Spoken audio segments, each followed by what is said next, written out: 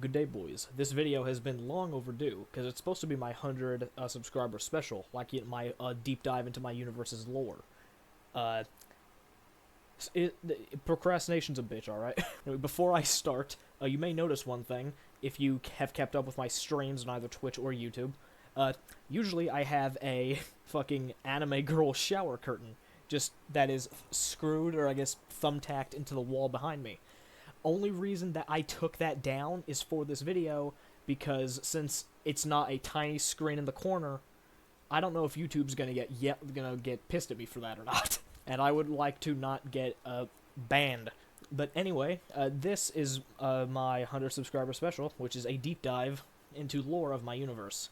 And because I do not have a second monitor, this is my TV that you're watching OBS on right now. I will be reading the script off of my phone. And also, it is not done yet. Lo and behold. For example, at time of recording this right now, this section, it is April 21st, 2025. I will add on to the segments after this as I get them written. I'll say the date on every one that I record, just so you can see how long it takes me to do simple shit. Just because I procrastinate a lot. But, yeah. Anyway, this is just going to be from the first couple parts of the introduction to my world. So this will have, I believe, 4 sections in one video. Yes, 4 sections, one of which has 3 different parts in it, I think. 3 or 4? 4. But yeah, they will just be, and since I am right here and I have space, I will try to put a picture up of everything about right here. If I have drawn one, that is. I'm gonna be honest. Despite all these characters being mine and having this world for a long time, I still haven't drawn like half of them. So I will put up pictures that I have of the character. But anyway, let's go. My universe takes place in the world known as Elenia, which in the ancient language of the gods means Land of Five Flowers. I will get into what the 5 flowers are in a minute. The countries and cities of Elenia, known as regions, are a mix of modern-day, ancient, and futuristic, but there are a few regions that are a mix of 2 or all 3. Out of the tens of thousands of regions on Elenia, there is very rarely a double mix, but there are less than 10 that are a full mix, which is a mixture of all 3 regions combined. I don't know what that was, but yeah. Modern-day cities and regions are as if you looked out your window right now. Ancient is similar to things like the Roman Empire or ancient Greece, and futuristic is more like Night City and Cyberpunk, minus the human implants. Mostly. All these different regions exist at the same time, and are able to visit one another. But it does not happen often, and when it does, it's mostly by accident or during times of conflict. Most prefer to avoid those of a different age than their own. They each have their own ideals and traits that follow the age of the region. Ancient have gladiator arenas for fights and use horse-drawn wagons. Modern are, again, modern with cars and planes and things like that. And futuristic have things that you'd expect in a futuristic setting, like hover cars and holographic bridges. As for the geography, it's more or less the same as our Earth. Mountain ranges, deserts, tundras, forests, etc. There are many different religions and people that live throughout Elenia, but they all have one thing in common, almost down to the letter. They all believe in the realm of the devils. The realm of the devils is a spiritual realm that exists within everyone and everything. It holds unbelievable power and mystery. Within the realm of the devils are the 5 flowers, aka the elemental devils. These beings of death and destruction are feared by almost everyone except for a small percentage of the population who either worship them or don't follow religion and don't believe in them. There are 5 different elemental devils: space, soul, blood, flame, and water, the strongest being space and the weakest being water. Despite this, the water elemental can still very easily kill the space elemental. Their strength is less about their physical strength and more about their weaknesses compared to the other types. For example, space is the strongest because there are very few weaknesses that you can abuse against literal space. But water is the weakest because fire can easily boil water, but water can easily put out fire, so the flame elemental is only one place ahead of it. Within the realm of the devils, they are constantly fighting with each other. However, they are unable to kill each other. They do have their own ideals, or anything that they desire other than creating death, destruction, and suffering wherever they go. In doing so, they gain strength, but they themselves could care less about how strong they are. If the water elemental becomes stronger than the flame elemental, sure, that's a plus for it, but it doesn't care whatsoever, neither would the flame elemental care about being surpassed. As long as they are strong enough to cause pain, that's good enough for them. However, in causing the destruction and suffering they want to cause, they are limited in their own realm, so they can pass into the world of Elenia to cause destruction there, but not directly. For that, they need the use of possession. For the remainder of this video, I will refer to the elemental devils as the devils and the ones they possess as the elementals. The devils possess humans right as they are born. When that human dies, statistically and theoretically, another person is born at that exact same moment. The devil transfers its possession into that new person automatically the very second they are born.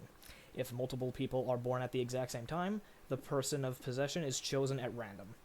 Only one of each type of elemental can be alive at once, so you won't see 3 blood elementals walking down the street together. Every person shares the same powers as the last that was possessed.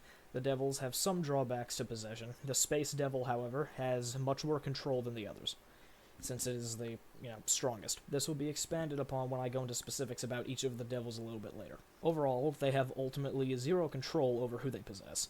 They also have a limited amount of control over the person during their life, but do hold some sort of power over them. For example, the devils want death and destruction, but if the person doesn't do that and follows a path of good, the devil can attempt to alter their minds to make them do it. The chance of success depends on the mental strength of the person it possesses. If someone is extremely mentally stable, it may not do anything. But if the person is a psychopath with several mental problems, it will be extremely easy to get them to kill someone or blow something up. They do, however, all have kind of a grip onto their vessels regardless of mental strength, but this is still somewhat influenced by the person. Since the devils are always fighting in the realm of devils, the possessed humans have an instinct to fight and try to kill any other elemental they come in contact with, no matter how stable they are. Also, remember that I said that the devils themselves do not kill each other. However, the elementals can kill the devils. In fact, the whole reason for possessing them in the first place is to kill the other devils. The elementals, however, don't know this until much later. They just try to kill the other users of the other devil's powers. The elementals the devils possess have some traits that differ them from normal humans other than just being possessed. They don't die of old age, so one person could live for hundreds of thousands of years. They look whatever age they awaken them at for the rest of their life. If they awaken them at 30, they will look 30 forever. If they awaken them at 70, they forever look like a grandpa. The abilities are awakened through very strong emotions, be it anger, sadness, or anything else you can think of. They also can regenerate and heal much faster than normal humans. The stronger the elemental and devil are, the faster they can regenerate. But they can all regenerate decently faster than normal people, no matter what. If they are very weak, they could heal a broken arm fully in maybe a few weeks to a month or so. But if they are the strongest, they could completely heal a severed arm in a matter of seconds. They also have what is simply called an elemental form. With Undead, you've seen him both as a human and a flaming skeleton. The flaming skeleton is his elemental form. The elementals have the symbol of the devil that possesses them somewhere random on their bodies, which is Japanese kanji for whatever the devil is, which are these symbols. I like how Japanese kanji looks, and I obviously like anime, so that's where that came from. When an elemental is born, they instantly give off a feeling of fear and alert to everyone they come across in their life, leading to very few cases where they are treated as human beings. They are almost always outcasts and abused by everyone, including their own families. The first of each type of elemental were all born at the same time. Any after that are determined on when the previous one of the same type dies. They do not, however, awaken their powers at the exact same time. The layout of this video will be from the original strong to weakest, which is space, soul, blood, fire, water, or flame, water. Same thing. This does change, however, over the course of several thousand years. You can ignore that for the structure of this video, but do keep it in mind for the individual backstories of the elementals. There are 3 space elementals in total. The first space named Eclipse, the second space named Nova, and the third space named Nebula. They are the only elementals to have no last name or normal human names, for that matter. Now, some things you may have instantly noticed is that they are all women, they all have very similar clothing, and they all have open chest areas of those clothes. That is because, as I said before, the Space Devil has more control over choosing its elemental user because it's the strongest. It can pick the type of person it possesses, but not an exact person. That's still chosen at random. but it prefers to possess people with a similar appearance to the previous user, which in this case, all women. The clothing is more or less the same for all of them other than coloring and some small cosmetic changes. Because these space elementals are often called goddesses because of how strong they are despite not seeing themselves as such. They don't see themselves as goddesses. That doesn't mean they are always good. They've still killed and caused havoc across Elenia, but they are called goddesses nonetheless. Their clothing all has open chest areas, and while most of you would just consider that fan service, it actually serves a purpose. See how their elemental forms, which are referred to as their space god forms, and they are the only ones who have a second name for that, have space-related things in their chests. For example, Eclipse has a galaxy, Nova has a supernova, duh, and Nebula has 3 comets. These are their cores, which are unique to the Space Devil and Space Elementals. The open chest area is to allow them to be seen. The brighter they are, the further from death they are. The dimmer, the closer. The Space Elementals are also the only ones to be killed by the same type of elemental. In fact, the exact same person. Now that that is out of the way, time for the backstories of the Space Elementals. Real quick, as an FYI, you know, like, when you see a character you like in a show or a book or whatever die and you get real emotional about it? It's a lot worse when it's your characters that you've made and you describe their downfalls. So, I'ma just say now, if I get emotional at all during any part of filming this, don't be surprised. I ain't gonna lie, I teared up multiple times just writing these. Partially because some of it was the first time I even came up with how they die. Other times was just, I mean, they're my characters. Of course, I'm going to get emotional describing my own character's downfalls. The first Space was born in a modern region village not far from the border of another modern region.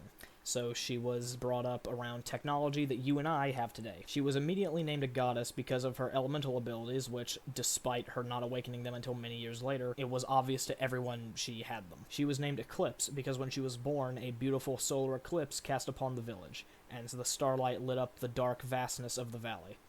Throughout her childhood, she was treated with the utmost respect, even by outsiders unaware of her title. She was given gifts, education, anything she wanted, but all she really wanted was a normal family.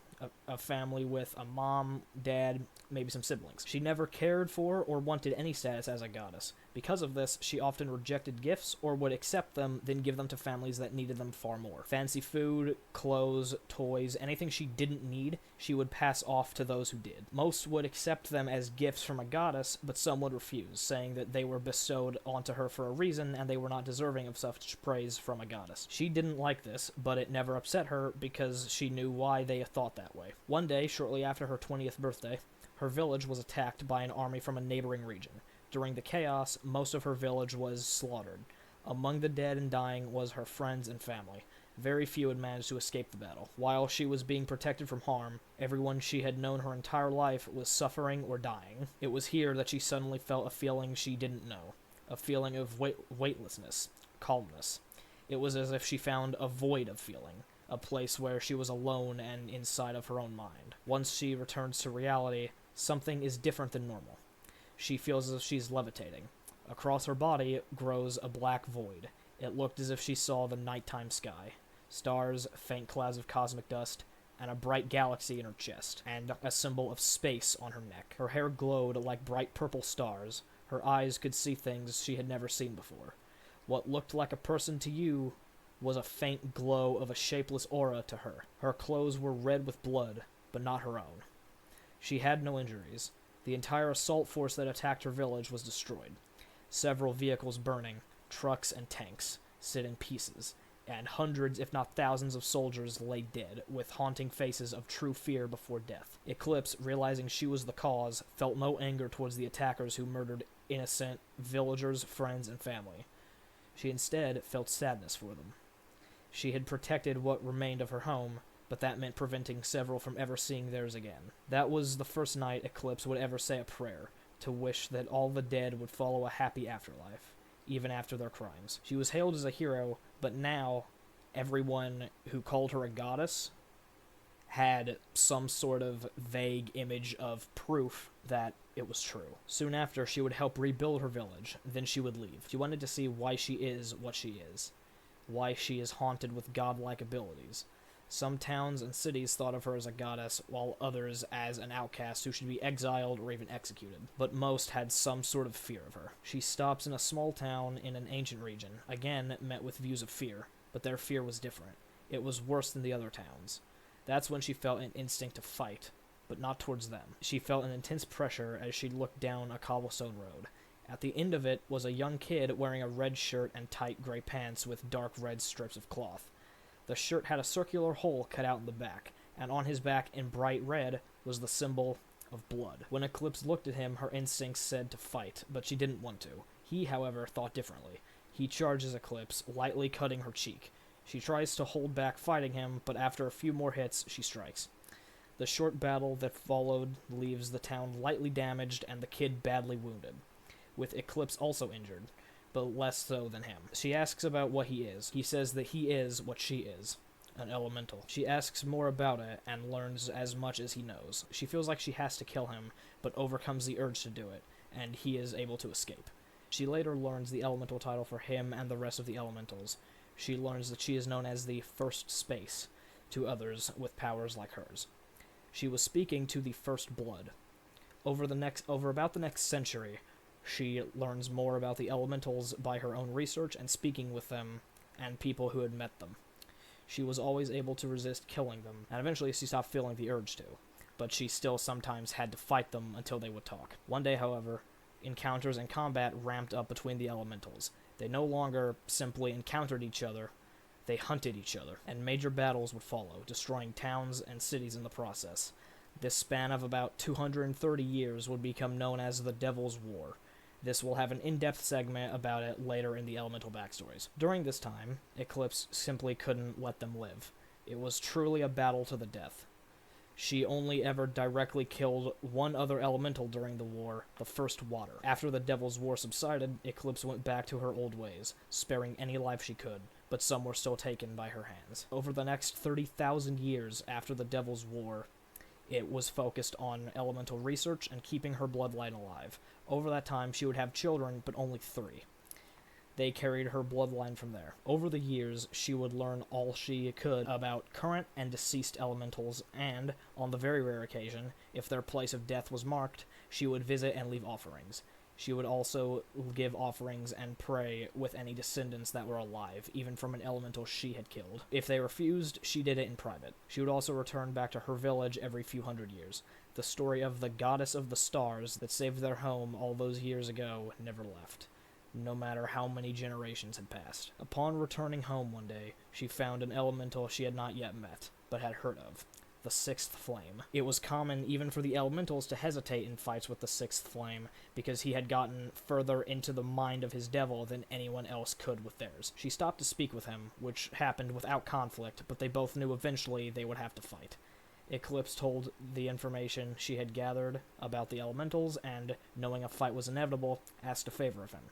She asked to have their fight somewhere that no innocent people would be harmed. He agreed. They went to a spot in the middle of a bright, flower-filled valley and began. They knew a death was a confirmed outcome, but they didn't know who it would be. The fight, while intense and destructive, would become the last battle with the First Space. Before her final breath, she asks another favor. I won't be there to give the light the valley needs. I'll be with the true goddess of the stars. Please, let my light brighten my home forever. With those words, Eclipse, the First Space, and the goddess of the stars fades away. After Eclipse's death, the Sixth Flame returns her necklace, the one which she'd worn all those years ago, to her family in the village. That simple gesture of respect for the one they saw as a god for so many years granted him the village's respect. They buried her in the church. The coffin, made of beautiful stones and jewels, read, "The prayers to one are shared by many.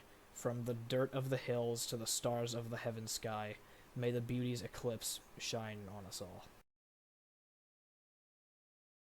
As said earlier, the devils instantly possess a new person the exact moment the current one dies. So within less than a fraction of the time the First Space final breath, Nova, the Second Space, took her first. Unlike Eclipse, Nova was born in not only a different age of region, but also a different continent. She was born in an ancient age town just outside of a major city, over 200 miles from any regional borders.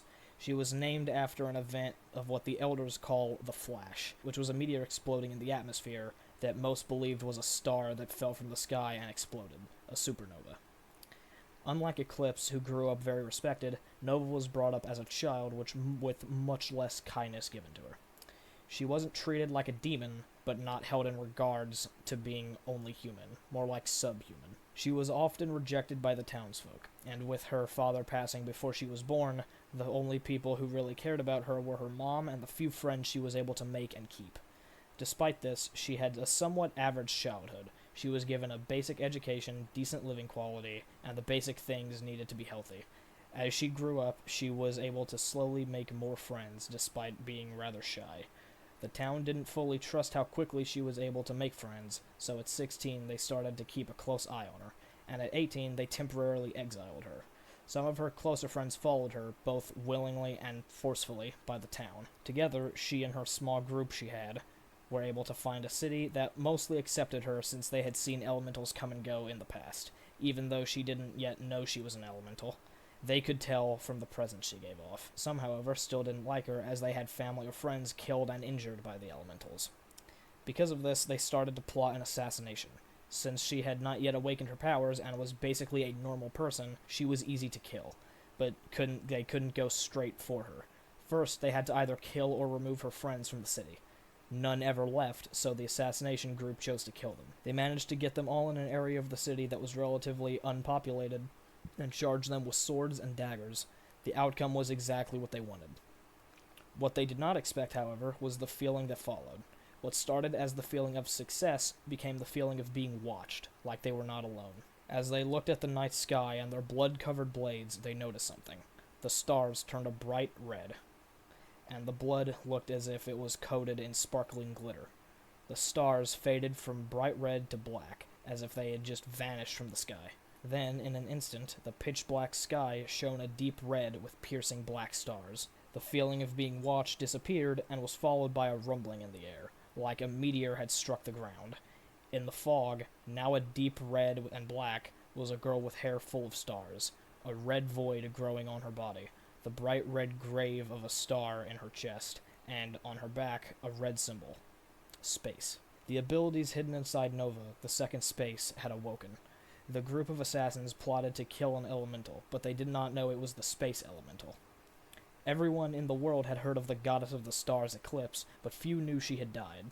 As the assassins looked as the fog grew thicker and eventually impossible to see through, a red mist seemed to launch out from inside it. Within seconds, the plot to kill Nova had collapsed, and every assassin was dead. The aura of fear that her eyes could now see disappeared. Soon after, Nova came back to her senses, and then cried and prayed for her friends. When she eventually left the city, the other residents didn't hate her. In fact, they said she could return whenever she wanted. Almost all the city still respected the elementals, and knew what happened with the assassination plot, so none blamed her for what she had done. Over the years, Nova would travel to anywhere she could, speak with other elementals, both with and without conflict, leaving some dead. She would always continue the traditional prayer Eclipse started, and pray with or for any elemental relatives. One day, she received a letter asking her to go to a place on the other side of the planet. A small village near the border of two modern-aged regions. Eclipse's village. Upon arrival, she was greeted with open arms by everyone, and had a conversation with the descendants of Eclipse. She visited her coffin, kept looking brand new for the few hundred years since her death. While in the village, she was given an outfit similar to Eclipse's, as well as given title Goddess of the Glow, and like the space elemental before her, she tried to refuse the title, not seeing herself as a goddess. The people of the village would still spread the word of the Goddess of the Glow around the world. Nova would have a child every few thousand years, having 7 in total. Around 15,000 years after she awakened her elemental power, she would have a run-in with a familiar face to the space elemental before her, the Sixth Flame. Instantly recognizing her as a space elemental, he asked if she had any favors to ask. She didn't, other than simply wanting to speak with him. He told her what he had been told by the first space almost 16,000 years ago. Instead of an instant battle, they parted ways for about 100 years. They knew that they would have to fight the next time they came in contact with one another. When that time came, she was again asked if she wanted any favors. She simply wanted the same as the goddess before her. Don't harm the innocent. They went to the same location as all those years ago, still showing the scars of war. Once the battle commenced, the sky shone red, and once it was over, the sky lay still. Both elementals, one badly injured and one dying, speak to each other. Instead of hate for the other, they spoke with respect, telling stories of the past. As dawn started to break over the horizon, the sixth flame asked again, "Does the second space have any last favors for him to fulfill? Whoever may come after my end, please do as you have now, a warless end under the stars, where the goddesses from before can guide us to them." As the final ray of sunlight fell upon the star in her chest, Nova, the second space, the goddess of the glow, looks upon the dark blue sky one last time, and closes her eyes forever. Unlike the goddess before her, Nova's body was cremated, and her ashes given to the descendants of her 7 children. They would gather atop a mountain peak and toss her ashes into the wind, carrying her to the heavens, but keeping her wishes within the memory of them all. Once again, when one breath ends, another begins, and once again, the setting of birth is new. Nebula was born in a future-aged region on a third continent, different from the last. She was, like Eclipse, named a goddess almost immediately for the same reasons that she had been. She got her name from the vibrant nebula that lit up the sky that Nova's passing had left behind, and to complete the loop, she was named Goddess of the Nebula. Nebula's childhood was similar to both space elementals before her, held up with gifts and a higher-than-average quality of life, but had very few, almost zero people who gave it to her genuinely. Most were, instead of skeptical of her like Nova or praised her like Eclipse, scared of her. They saw her as a demon rather than an angel. To her face, they were respectful and seemed happy. Alone, they were terrified that the power she had would suddenly explode. When they had learned of the second space's death, some thought that Nebula was the third space and lightened up their fear, but most didn't believe the news. They believed that Nova had defeated and killed her opponent, and Nebula was the seventh flame. And their fear turned hatred only grew. Over a few years, this idea slowly grew through the town. Despite this, they acted the same around her, until a small child, who she saw as a friend, said that the townsfolk were afraid of her. She was barely 10 years old at the time. Hearing the news made Nebula think about her life and the feelings from those who would visit her with gifts or teachings. She knew that something always felt off, but she could never figure out what it was until then. After this, she became a shut-in, refusing gifts, education, and sometimes food and water for days on end. The very few who still believed that she was a space elemental occasionally attempted to talk her out, but it only ever convinced her to come out for food or water. She almost never left her room for 8 years. During that time, she made friends with the small animals that would walk outside her window, feeding them whatever food she didn't eat. She would sometimes let them inside and play with them, keeping some that didn't want to leave as pets.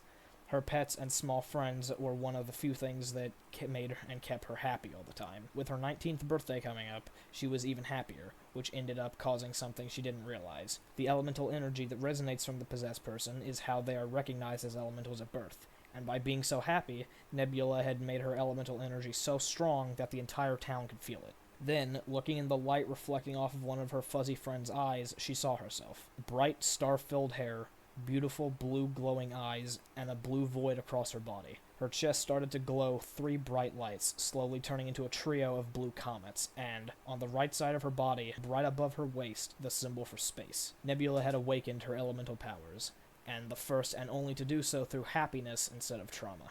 Now that she had awakened her power, she could prove she was not the enemy, so she slowly opened her door and walked outside.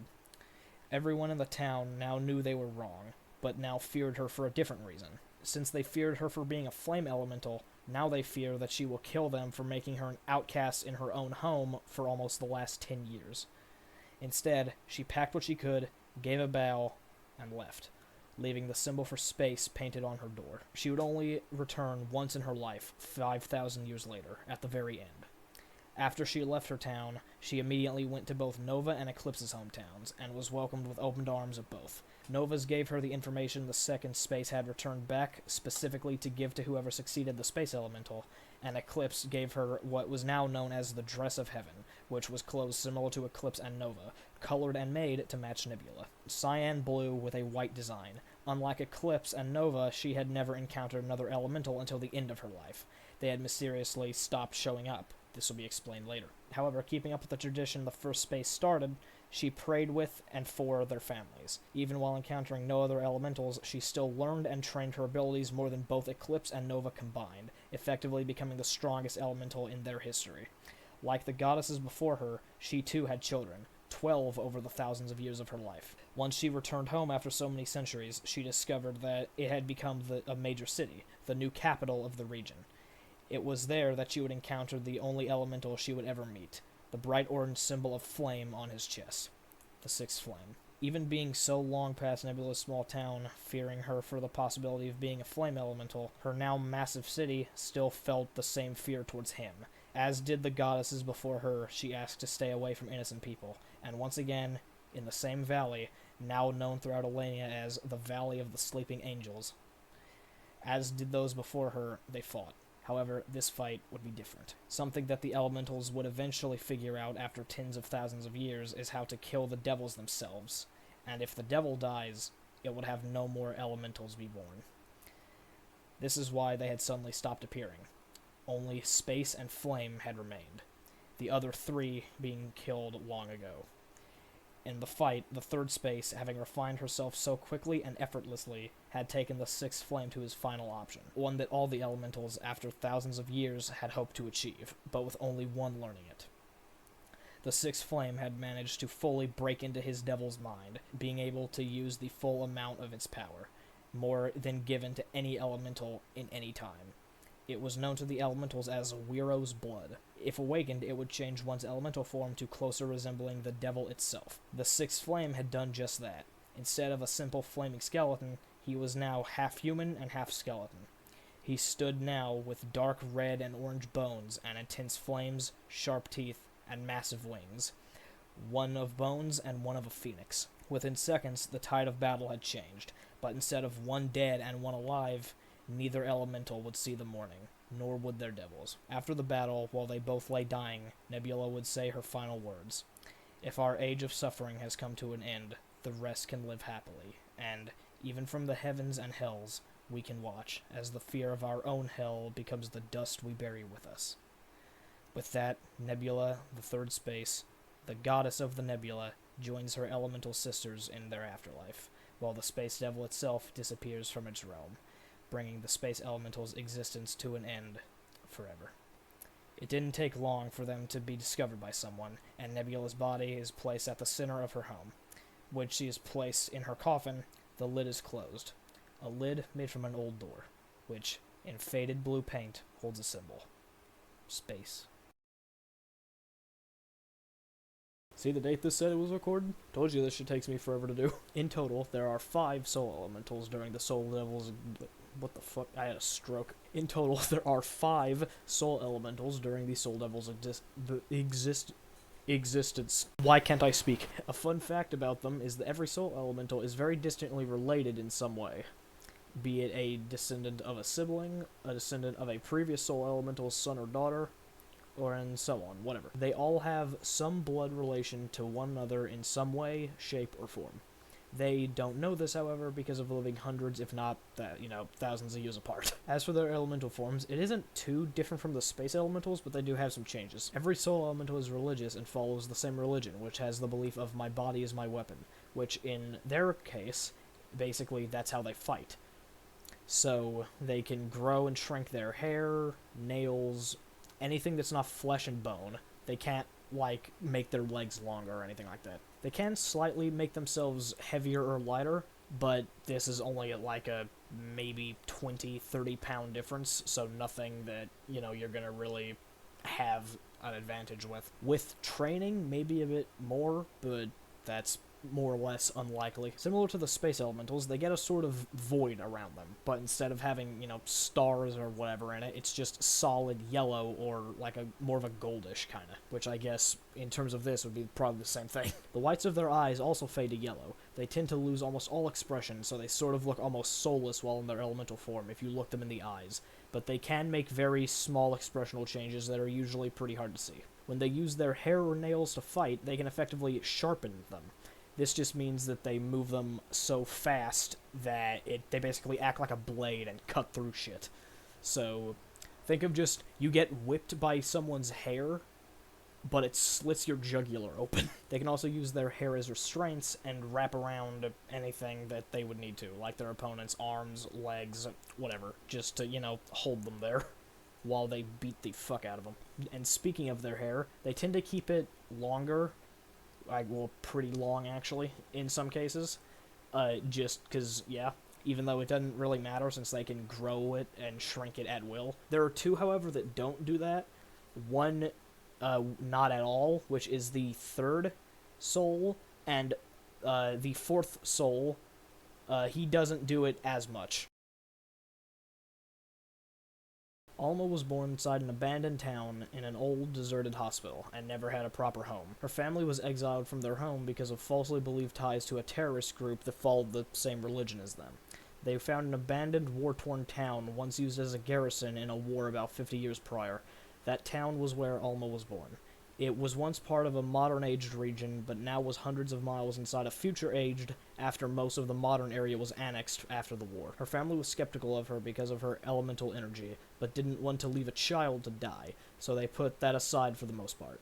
From birth to her early teenage years, they lived off of rain or boiled river water and ate whatever animals came by, becoming very efficient at hunting. One major problem with being there, though, was that if one person got sick, everyone got sick, and each person would be sicker than the last.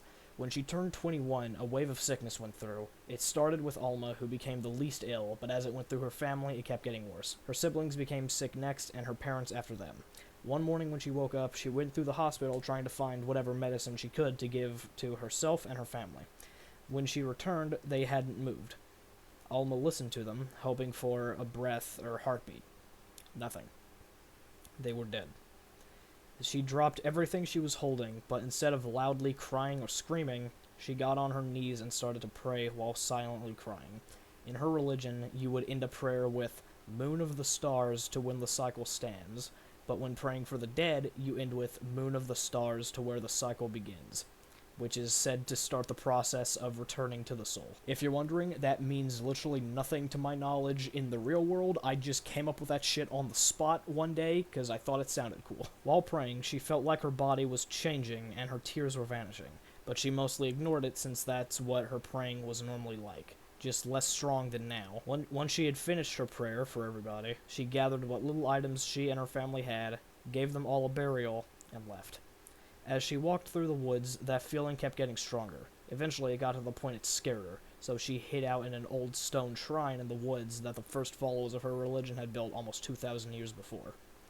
It was one of 5 built. Over the few days Alma was there, she woke up in the middle of the night because of it, but when she did, the carvings in the inside of the shrine were glowing a goldish yellow color and her eyes began to glow a slight purple. She tried to get out of the shrine, but physically couldn't move. She thought she was about to die and eventually accepted it. Then, it suddenly faded out, leaving only a faint glow, no brighter than a dim candlelight. The light from the glowing began to slowly fade, but as it did, yellow marks began to form across Alma's body, like a void was surrounding her. She felt her emotions change, and they all felt like they vanished. No happiness, sadness, fear, anger. Nothing. Everything just felt still. A sudden burst of air and energy seems to erupt out of her, it blowing the shrine apart. When the dust settled, Alma's hair was almost to her ankles in length and was floating around her. The void around her had stopped glowing, and her eyes faded from white to yellow. Alma had awakened her powers and officially become the first soul. It took a while for her to learn to control or even understand her powers, but she eventually figured them out. Not a lot happened for the first several years after she awakened her abilities, but when she was walking through a small town, she came across the first elemental she'd meet, the First Blood, the same that Eclipse had run into about 4 to 5 years before. Remember, all the first users of each power, or each devil, like the first of each elemental, whatever, they are all currently alive, because they were all born at the exact same time, they just awakened their powers at different times. Instead of a fight, he had taken an instant liking to Alma, because he thought she was very cute, as well as her, well, revealing choice of clothing. He didn't attack her because of that, but she didn't attack him because she had always been taught not to fight unless the enemy made the first attempt. This would, to Alma's dismay most of the time, start a 70-long cycle. What? A 70-year-long cycle, might I add, of him being rather inappropriate to say the least. He was basically constantly trying to get her in his bed with zero success, mostly because he was getting his ass beat every fucking time he tried. Nevertheless, they would go on missions together quite often. Once he did eventually find a girl that wasn't Alma, they didn't go on as many missions together, but still worked together occasionally until the Devil's War when he died. She had killed a couple different elementals during the war, and even had a son, but sadly, she too would be a casualty of the battles. Near the end of the 230-year-long conflict between the elementals, she would come across the Third Flame, who struck first. After a surprisingly long battle, the Third Flame had brought Alma to her knees. Alma was supposed to be stronger in basically every way by a great amount, that it should have taken 10 flame elementals to even wound her to that degree, possibly more to kill her, but it only took one to bring her to her knees. Because of her family always being very sick, she could never have a large amount of stamina or energy. The elemental powers and her hundreds of years of training had increased drastically, but it still was not a major amount compared to the other elementals who didn't grow up surrounded by sickness constantly. The Third Flame had more than 3 times hers, and could regain it the same amount faster. Energy outmatched strength. Alma, now on the ground, coughing up so much blood from overexerting herself that there was a puddle forming under her, began to pray, "To the light that bestows life, and the dark that rains death. Whether I meet the clouds or the fire at the end of my road, please create the end of this war, and use my and your souls to clot the spilling blood. Moon of the stars to where the cycle begins." After those words leave her lips, Alma, the first soul, passes into her own afterlife. Even during the Devil's War, it was considered respectful to bring at least something back to the surviving family members, so the Third Flame returned what was left of Alma's now burnt and shredded glove to the current family members of hers in the area, her second and third great-grandchildren from her second of 2 marriages. She had also found and buried Alma next to the family that she had buried all those years ago. That old hospital, now almost completely lost to time, had only one patch of flowers in the yard, and once the flowers of Alma's grave had grown, it said that they grew around each other in a never-ending embrace. She was home. Born at the very end of the Devil's War, in a modern, future-mixed region on a different continent from the main fighting, Yushin Katsuki was one of 3 siblings and Alma's 11th great-grandchild from her first marriage. His parents, of course, instantly had a hatred towards him. His brother and sister were also scared of him, but his sister did try to at least be on a friendly level with him, being the only person in his family that wasn't extremely abusive towards him. Despite this, she never got over her fear of him. She just tried to ignore it, but Yushin knew it was there his whole life. Throughout their childhood, she would try to protect him from the abuse from their family, but would often get in trouble for it. When she was out of the way of Yushin, everyone was brutal to him, so much so that he had to tend to his own fractured and broken bones. She did help when she was able to, but that wasn't often because of being punished for protecting him in the first place. One night, Yushin and his sister ran away from home after both being punished for protecting each other. No one tried looking for them, but their other siblings would occasionally try to find them just to check up on their sister. Anytime they did, they changed locations out of fear that their siblings would tell someone. After a few years away, they had more or less made a permanent home in the woods, including a small farm that they had planted with seeds that they stole from scavenging. The biggest problem they still dealt with, however, was the occasional sickness. While not often, when one of them got sick, they couldn't get medicine easily. They either had to figure something out that would help, or steal from a nearby town, which was not easy, as it was under strict occupation by the military from the, at the time, still ongoing Devil's War. But once it was clear that it was over, or at least about to be over, it got lessened up on. During the control, though, Yushin's sister became so sick that she was bedridden, and would sadly pass in her sleep about a month later. Yushin had the closest thing to a funeral he could put together by himself, and she was buried in the farm. Afterwards, Yushin had to do everything himself, while the weight of everything that had happened in his life slowly grew larger. One day, many years later, while he was trying to push himself to finish tending on to the farm, he broke down in tears, overwhelmed by his emotions and stress. Suddenly, he heard a whisper in his ear. It was a soft voice, and when he looked over, he saw his sister in the form of a slight fog. She told him not to push himself and not to worry about her. She said she'll be with him no matter what. She hugged him, and it was then that Yushin realized something. She had gotten over her fear of him. She properly loved him like a sister should. She wasn't afraid of him anymore. Then she slowly faded back into the fog. and then dissipated and vanished. Yushin, still crying, held his hand over his heart, then saw something glowing through his closed eyes. Him. Across his body was a golden void, slowly growing larger.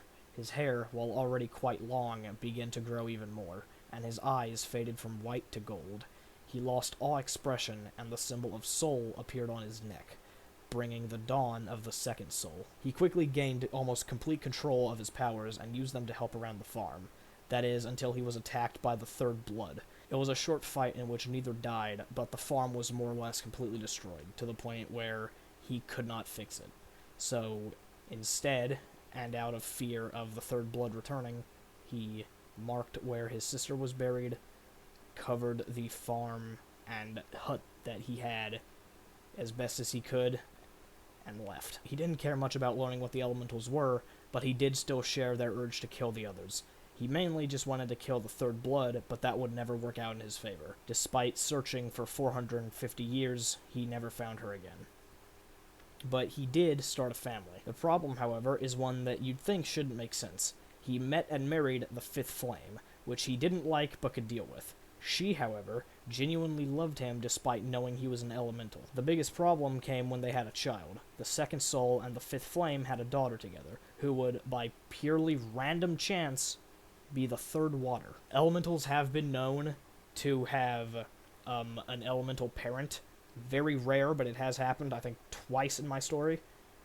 This is the only time, though, that both parents have been elementals. That was the breaking point. He left them both and wouldn't see either of them again for many years. That is until the fifth flame found him and fought him, where he killed her in one of the most gruesome deaths in my world. About 50 or so years later after that, the third water, his daughter, would also find and fight him, but this time, he wouldn't be so lucky. After a long battle, he was brought to his knees.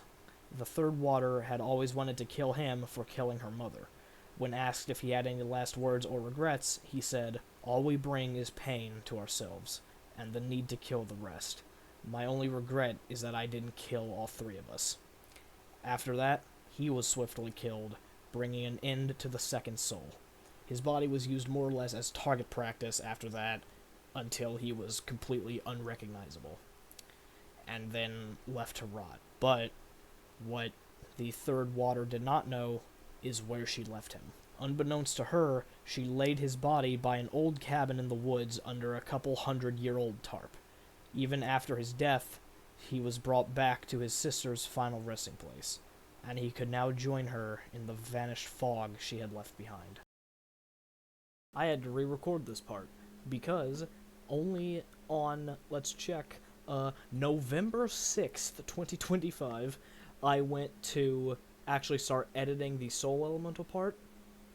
I'm lazy as shit, and I genuinely need to fix it. It's an actual problem with this at this point. But, I realized that the intro and the first two soul elementals recorded fine. Then I realized that the third, fourth, and fifth all were very staticky, and I have no idea why. So I am here to re-record the last three soul elementals, and hopefully actually edit the damn thing right this time, and hopefully not like I don't even know how many months later. Anyway, let's continue where we left off, shall we? Tanto was born in a mixed region of both modern and ancient, and was also Yushin's 21st great-nephew. This region was one of a few kingdoms scattered around Alania. The king and queen were very strict with how things were run, and when Tanto was born as a prince in the kingdom, they decided to use him to their advantage. By now, people have mostly learned what the elementals are and how to tell when one is born. Because of this, the king made it clear to the kingdom that if anyone was out of line, he would use Tanto to kill them, or at least beat the absolute shit out of them, until they obeyed the royal family. As normal with the elementals, Tanto had no idea why people feared him. The king had his royal knights and the military train him mostly to try and force his elemental powers to awaken, through a lot of stress and pressure. This is how he lived from about 8 to 16. Almost every day he would be covered in bruises, cuts, and sprains. Eventually he got fed up with it, so he faked being extremely sick to be able to heal for a few days. Despite being as strict as the king, the queen, Tonto's mom, still had a soft spot for her son, so she argued with the king and got him to be allowed to stay in bed for about a week. He made them think he was sick, but in reality he was planning a coup on his parents.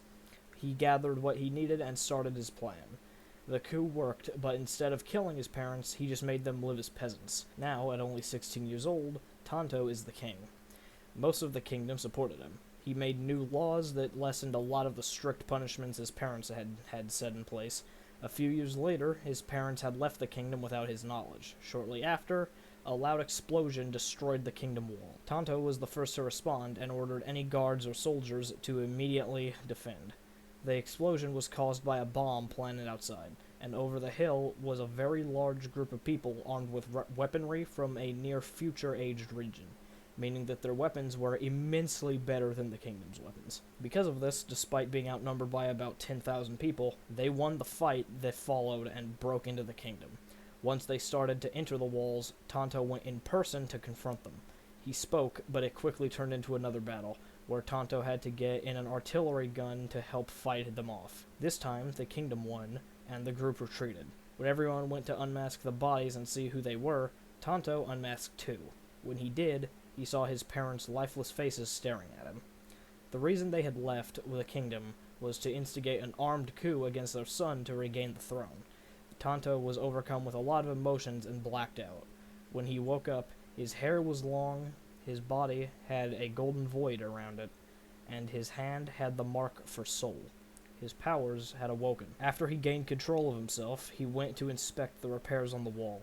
When people saw his hand, they didn't freak out since they knew he was an elemental, and most had gained some sort of trust in him since he had overthrown their oppressive king. He had his parents buried under the royal palace with a proper royal funeral, because they were still the king and queen despite being overthrown. He continued to rule the kingdom as he had been, and didn't come across any other elementals until the third blood broke into the royal palace to try and seduce him, literally just because she wanted to. You'll learn more about that in her backstory later. This would continue to happen multiple times over the next 80 years. Again, literally just because she wanted to. When that wasn't happening, Tonto was managing his kingdom and visiting other regions while getting in fights with other elementals. The last time that the third blood visited him, Tonto had been married and fathered a child.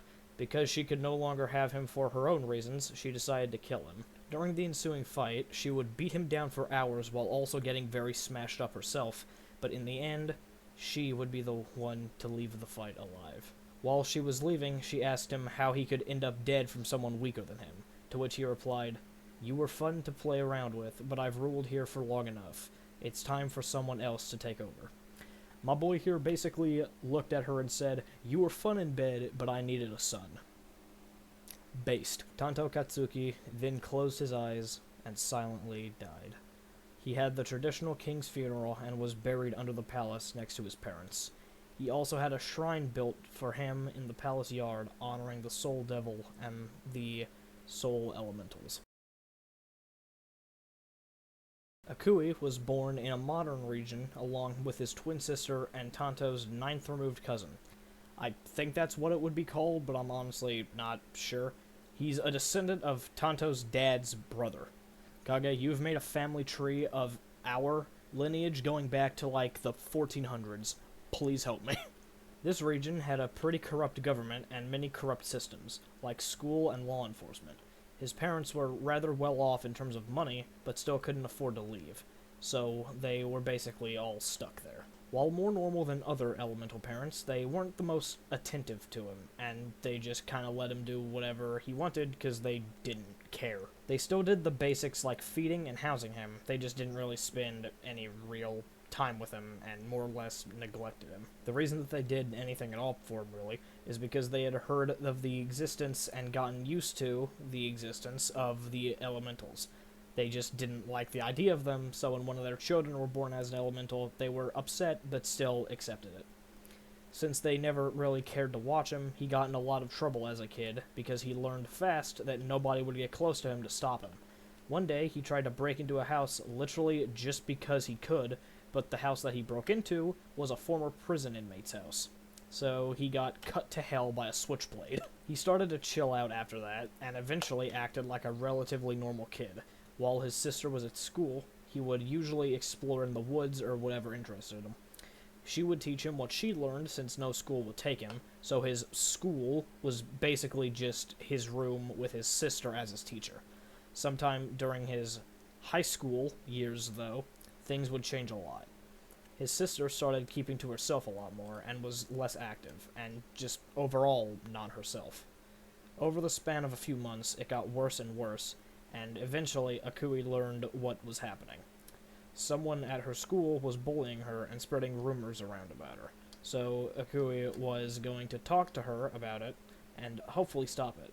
But by the time he had gotten home, he discovered that his sister had committed suicide because of it. Despite trying all he couldn't bring her back. The next day, after school let out, he broke in and left Shut the fuck up, Steam. The next day, after school let out, he broke in and left the note she wrote on the principal's desk. After his sister's death, he started to go back into how he was as a kid, getting into fights, breaking into places, so on. As he was leaving a building he broke into, he noticed something. He had a feeling that he wasn't alone. As he had turned around, there was a woman standing on the other side of the room. She said that she was called the Third Blood, but wasn't there to fight him. She'd just be living to harass the soul elementals at this point. Bro will not leave them alone. She told him that she could tell he was an elemental, and didn't kill him right then and there because she felt it was unfair to kill an elemental before they had awakened their abilities. Instead, she tried to seduce him the same way she did the Third Soul. But unlike him, Akui did not fall for it. When she saw he wasn't, she just started trying to piss him off, bringing up what happened to his sister. When he asked how she knew about that, she said that she was the one who started everything. That sent him into an instant rage. He seemed to black out, and when he regained consciousness, he was shrouded in a golden void with yellow eyes and long hair, the symbol for soul on his arm. The Third Blood was gone, but she left him a note saying that she hopes he never forgets her. He then vowed never to die until he kills her first. He did nothing but hunt her down to the point that even if he encountered another elemental, if it wasn't her, he ignored them, even if they attacked him first, which gave him several scars from not fighting back. Several hundred years after he first got his powers, he finally found the Third Blood. Over that time, he had gone almost insane from thinking about her, because, like she wished, he could never not think of her. He threw the first punch. After the fight, the Third Blood was dead, and he could finally rest easy. Now, he basically stopped being an elemental in the sense of fighting. There was no one else that he wanted to or cared to kill, so he started trying to make a genuine family. He waited for the Third Blood to be dead so that she couldn't do what she did to his sister, to his wife, or children. He had 3 marriages in the span of the next 250 years, and across all of them had 6 children in total. The last elemental he would ever make contact with was the Fourth Blood. His third and final wife had passed away from old age about 20 years or so prior, and Akui figured that he had had enough children, and it was time that he was also ready to die. So he said that he wouldn't fight and let the Fourth Blood kill him. Before being killed, he said, "I did what I vowed to do, and raised some good families. It's about time for retirement." And simply bowed and was killed. His body was given to his grandchildren from his most recent marriage, who were in their 50s and 60s by this point, and they decided to bury him in the small family cemetery that the other deceased members of his 3 marriages are buried in. Sakura was born in a future age region and Akui's 4th great-granddaughter. She got her name from the cherry trees that were outside the window when she was born. She was always distrustful of her family, as were they of her, until her little sister was born when she was around 10. Her parents tried their best to keep Sakura away from her, but she would always find a way to say hi or play with her. She did it so much that her sister was never afraid of her. She never even got the fearful feeling around her that everyone else did, so she was confused at why she wasn't allowed to play with her. As they grew up, they only got closer to each other. Sakura's mom also slowly started to get closer to her, but her father still didn't care for her all that much until her mom made him get closer to her. Eventually, they became more or less a normal family where everyone loved each other. That would, however, be a problem as well. By now, it had been around 1900 years since the elementals first appeared, and a group had grown scattered around Elenia whose solely existed to find and either kill or torture them. They would find out where they are, and if they couldn't kill them, they would kill anyone close to them to mentally torture them. Spoiler alert, they have never and will never kill a single one of the elementals themselves because they just get their ass kicked in the process because, obviously. They learned about Sakura and her family, so they made a plan. Because by now they've learned they need a literal act of God to kill one. They didn't even consider trying to kill her. So instead, they made a plan to kill her parents and sister, as well as burn or destroy anything else they could find that has even a slight chance that it could maybe be of value to her. They waited for her to be gone from home before they started the plan.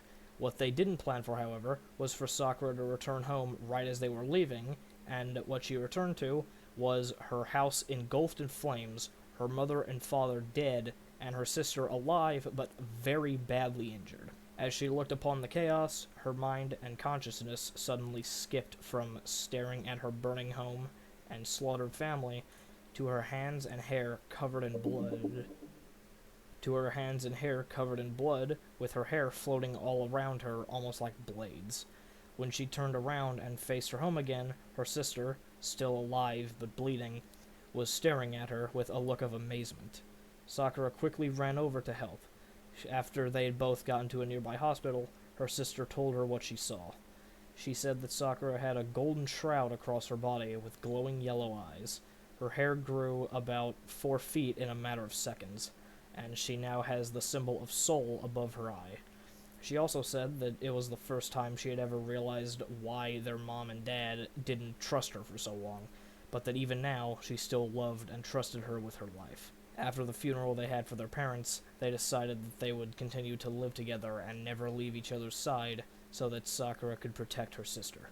Over the years, they both had children, and when her sister and first husband died of old age, she started to do proper research on the elementals because her not being able to die of old age like the rest of her family pained her.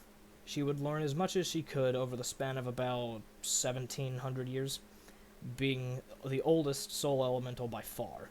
She had also had many more children during that time, 40 in total, and lived in the same house that entire time. Around now was the point when new elemental appearances started to slow down. One day, while she was out, she came across one of the only elementals she would ever see in person, and the only one she would ever actually fight, the Sixth Flame. During their fight, Sakura would sadly be defeated, as well as the Soul Devil itself, making her the last to wield its power. Once taken down to her knees, she thought about her sister and the many families that she herself had. She said to herself, "I wasn't supposed to live this long, but I'm very glad that I did. I can see them again. I'm coming home." And those were her final words before she finally laid down and passed away. Later that day, someone found her body, saw the symbol over her eye, and was able to take her back to her house, which is where she was buried. And the house was deemed a national monument of the region and left just the way it was when she had left. Shockingly, I am actually recording this right after I got done editing the soul elemental part. Well, a couple days later, but same thing. The Blood Devil had 6 elementals in its lifespan. Their powers consist of the ability to turn blood of any type into their own, or really just any other type that it wasn't before. They can also make more blood faster. They can also make more blood faster than they can lose it. So if you slit their neck or their wrist, they'll make more blood quicker than they're losing it, so it's basically impossible to have them bleed out. But fatigue will eventually still catch up to them. Once that happens, their blood production slows down until they physically can't make any more. As for how they fight, the most common way is that they cut themselves and grow their veins and blood vessels and basically use them as whips, swinging so fast that they're able to cut through most things. They are also the only elemental whose elemental forms aren't based on one thing, but instead are based on their individual personalities. The crazier you are, the more inhuman, I guess, your elemental form will look.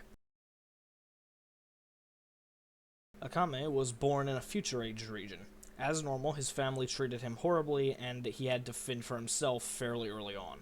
But even so, he had a strong love for them, even though they hated him. When he wasn't at home, which was most of the time since his parents refused to let him inside any time that it wasn't nighttime, he was in the woods. He was clever and adapted easily from having to almost live out there his whole life, but he would also act like a creep and watch girls from hiding inside bushes. So he gained a second reputation from not only being a feared and untrustworthy child, but being a perverted stalker. He would, however, get his ass beat by many girls or their boyfriends. He never stopped because most people were still afraid to confront him because of the elemental energy he gave off. In reality, he wouldn't have done anything, regardless who confronted him, because he is a bitch. When he came home one day, after surprisingly not being a creep in the woods for once, he found a trail of blood leading away from his house, and when he went to investigate, he found both his parents had been murdered. Since he was never able to see them on a close level, what he didn't know was that they had made a deal with the local government to kill him. But they had second thoughts when they were about to try. Not because they realized they were about to kill their son, but because they didn't want to go to jail since the government had a reputation of not following through with deals it made. So it hired someone else to kill them. When Akame found them, he panicked and hid, but eventually came out and decided to avenge them even if they wouldn't have avenged him. He did what little detective work he could, and eventually found the person who did it. He was an army veteran from a war about 50 years ago, the same war that had destroyed the town Alma had been born in. Despite being old, he wasn't easy for Akame to fight.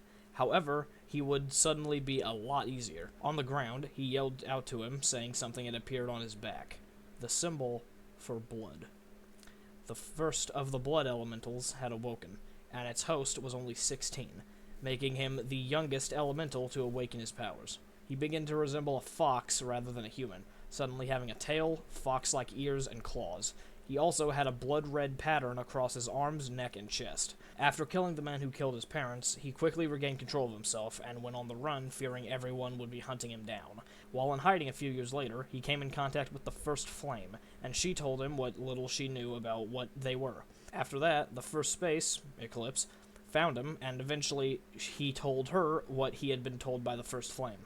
A few years later, he met Alma, the First Soul, and took a liking to her. As said in her section, he thought she was pretty, and was constantly messing with her, even if he got his ass kicked for it. They went on their own personal missions together occasionally, but once he found someone that he could actually maybe start a family with, he and Alma started to split up. And he also stopped being a creep to random girls. He only ever had one child and one marriage. He never became able to fully use his abilities effectively, so once the Devil's War started, he only ever had one encounter and fight with another elemental, the First Water. Unlike him, she had learned to fight effectively, so despite being immensely weaker than him, it ultimately led to Akame's defeat and his death. After being unable to continue to make more blood or take hers from her own wounds, he eventually gave up and accepted defeat. The only thing he said before being killed was, "However long this conflict lasts, I hope someone brings your death for me. Now, just get this over with." With that, the First Blood was killed, becoming the first elemental death of the Devil's War. His body was buried under rubble from the battle, and only recovered after the end of the war over 200 years later, as the area was deemed too dangerous to enter. After recovery, it was given to and buried properly by his descendants, his 9th great-grandchildren, in a private cemetery around where he and his parents had lived all those years ago. It had become part of the family cemetery soon after the war, and after Akame was buried, the symbol for blood was carved in the stone that he was buried under. Fun fact, I looked up how to pronounce this actual name, like in real life. I got Chuyo and Chuyu. I don't fucking know which is right, so we're going with Chuyu. Chuyu was born in a region that was a mix of all three, but mainly modern, and he grew up as an entirely normal person. He had good family, friends, schooling, job. He was literally just a normal guy all throughout his childhood and into the start of his adulthood. Some people even said that he gave off zero energy of being an elemental, so most people didn't even know until later. He married and had a child, and everything continued being normal, until one seemingly innocent night. Suddenly, he went crazy and killed both his wife and daughter. All emotion drained from his face. An elemental is supposed to awaken their powers from a rush of very intense emotions, but this time it seemed to have awakened from a complete lack of emotions. His pupils went from black to a pale gray, looking almost soulless. He now had the symbol for blood on his forehead, like some IRL religious symbols. After killing them, he used his elemental form to help eat them. His elemental form is also the most non-human so far, having red skin, 4 eyes, and his mouth where his neck meets his chest. Throughout the beginning of the Devil's War, he deliberately ignored other elementals and just went around killing and eating hundreds of random people. When he did eventually come across another elemental, the Second Flame, it was a long fight, but he won in the end, and also continued to kill civilians. He also partook in the largest and most destructive fight in the Devil's War, which left an entire city destroyed, as in literally 0 buildings still standing, and everyone that was in the city at the time was dead. There will be more about that in the Devil's War segment after the elemental backstories. In the battle, Shuyu was put in a fight against the First Space, Eclipse. Even though he knew there was 0 chance of him actually winning the fight, he still fought just because he wanted to watch her bleed. Eclipse, however, had other plans, and did something to mess with his head. He started remembering his past and his family. He started to remember how happy he was with them, and he felt guilt, regret, and disgust for himself and what he had become. He stopped fighting Eclipse and changed back into his normal human form. She knew what he was doing, and she asked if he had any last words to say, to which he replied, "My life makes me sick.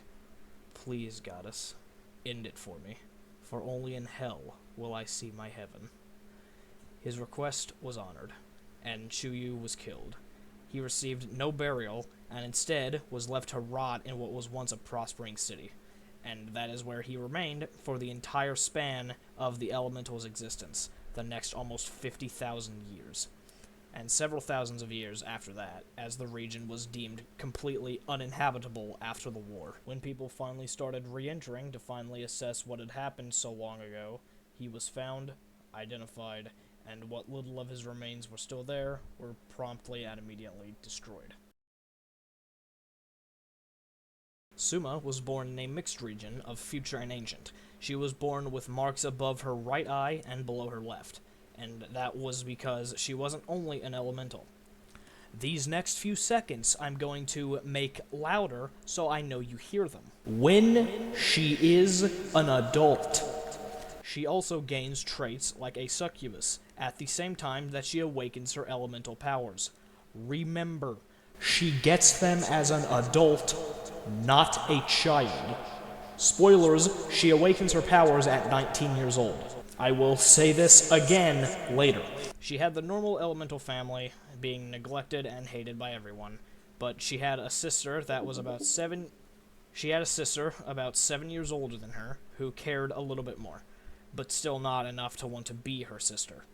As a child, she was very quiet and feared everything, so she would just stay hidden 24/7, and as she got older, her family started getting more open and verbal towards her.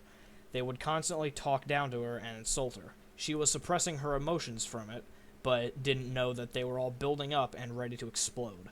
When she turned 19, she tried to have some sort of nice birthday, but her parents continued to insult her, and this time, she was over it. Her suppressed rage exploded, and in turn, she did.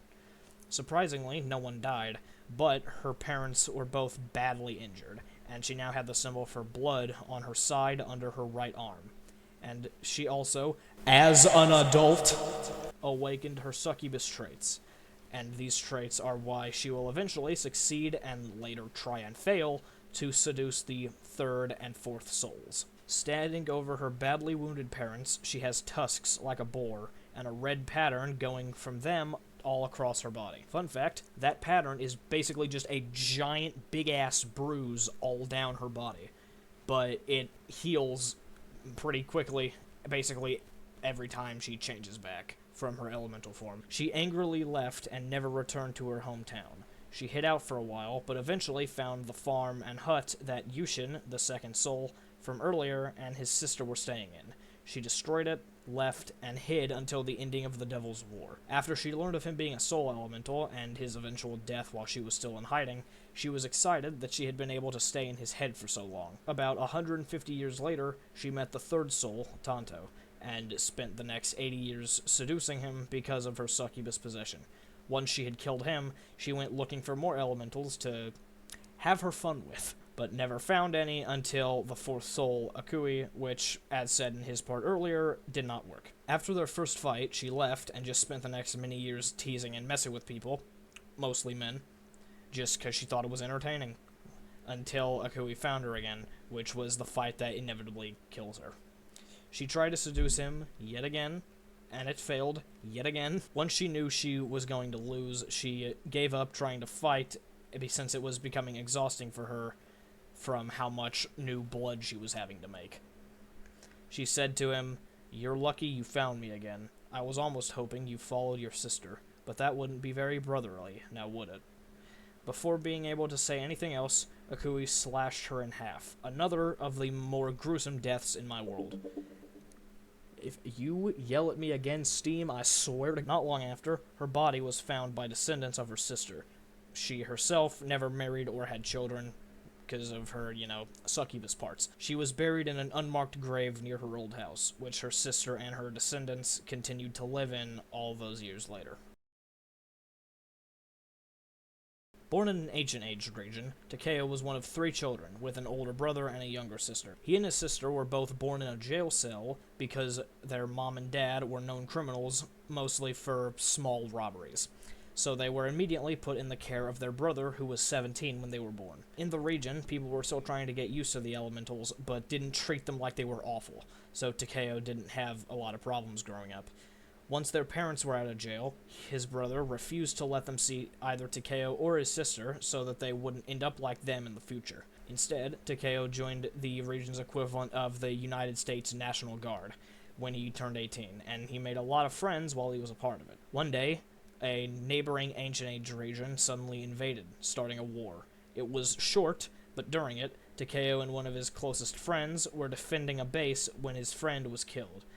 Watching him die, Takeo went into a rage and ran out into the battlefield. He was injured several times, but was unaffected, and when the battle was over, everyone saw why. He now had large fangs, claws, and almost resembled a wolf, with the symbol for blood where his neck meets his chest. The next day, the war was over, and the attacking region surrendered out of fear that the new blood elemental would destroy them, and shortly after, Takeo left the military. He planned to leave the region, but everyone begged him to stay and protect them, so he did.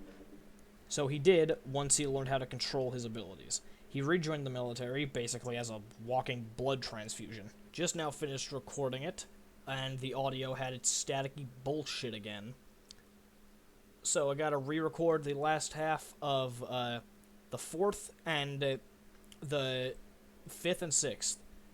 Shit. Once he learned how to control his abilities, he rejoined the military basically as a walking blood transfusion. After doing that for about 200 years, he fully decided to leave, even against the region's wishes.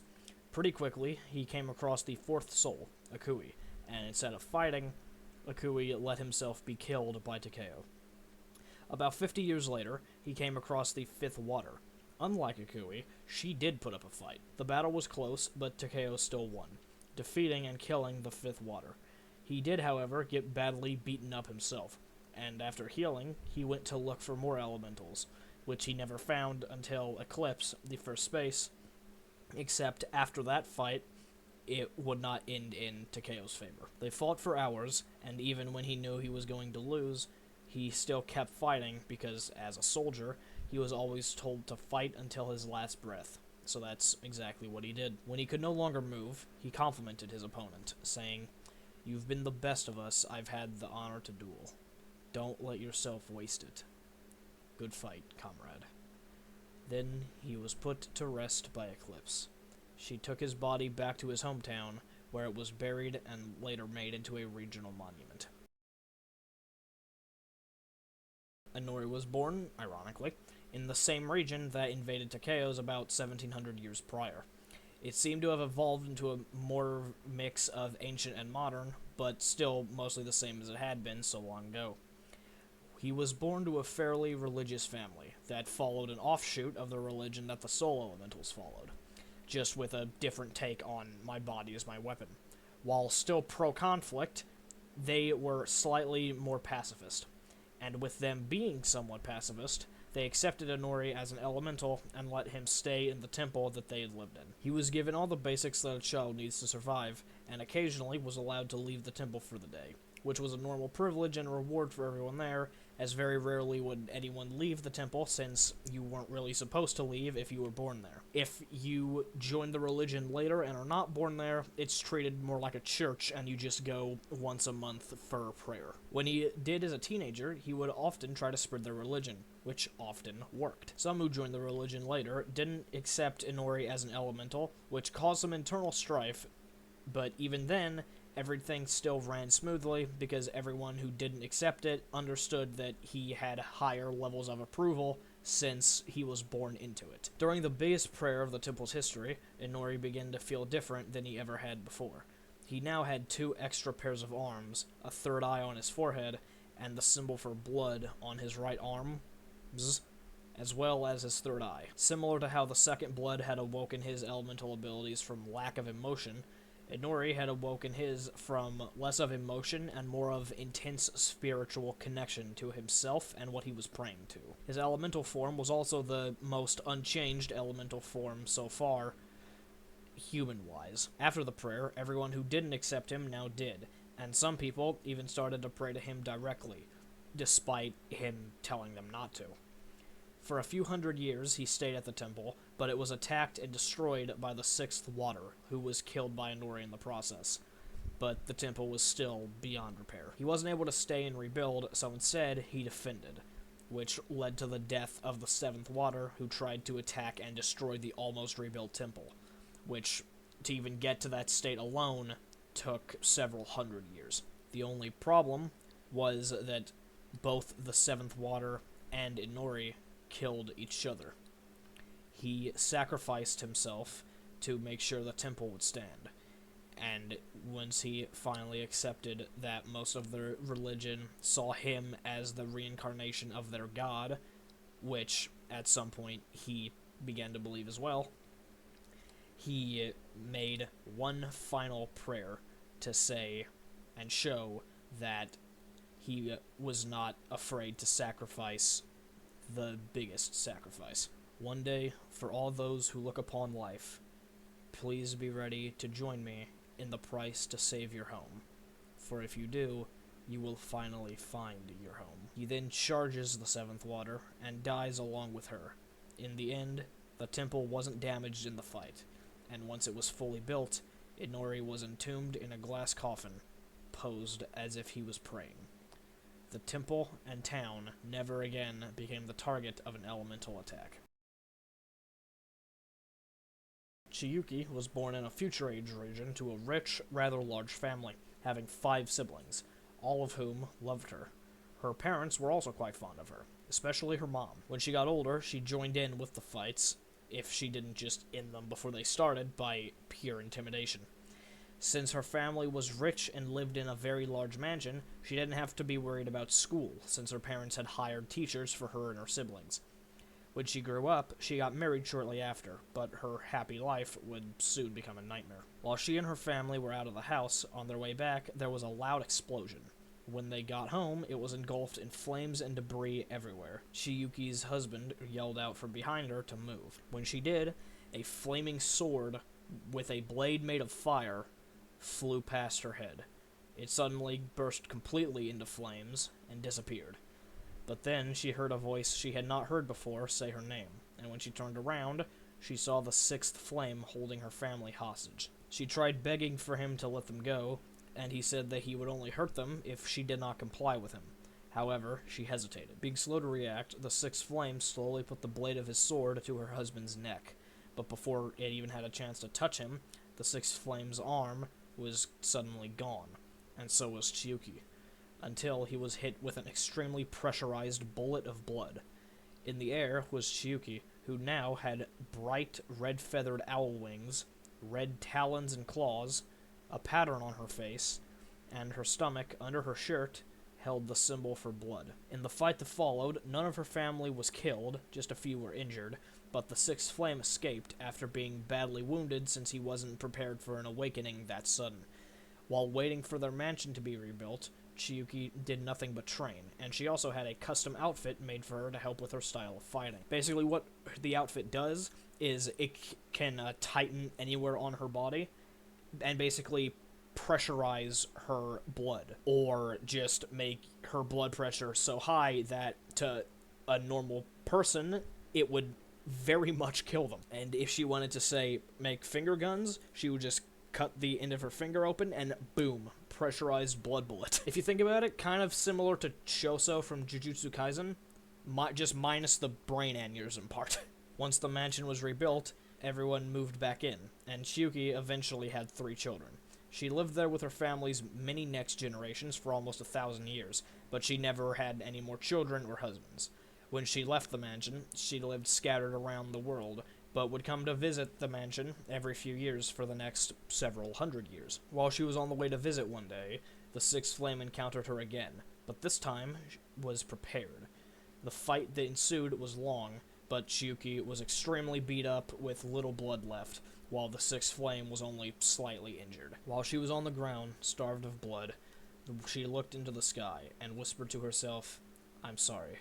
I'm sorry I couldn't avenge what we lost. Sisters, brothers, husband, children, father, mother, forgive me." Then Chiyuki closed her eyes and passed away, taking with her the existence of the Blood Devil itself. Out of respect, the Sixth Flame took her body to the mansion, and her family that lived there had her buried in the front garden, then had a shrine built over top of her, in some way showing that everyone did forgive her. I got myself a new headset. So now, hopefully the weird staticky issue I've been having is no longer a thing. And just overall, my audio should sound a lot better. It might be a bit quiet, so I'll have to turn that up in editing if it is. But, other than that, if that's a thing, quick intermission of something I forgot to mention earlier in the elemental possession section is I said that the elemental symbol appears at somewhere random on their body.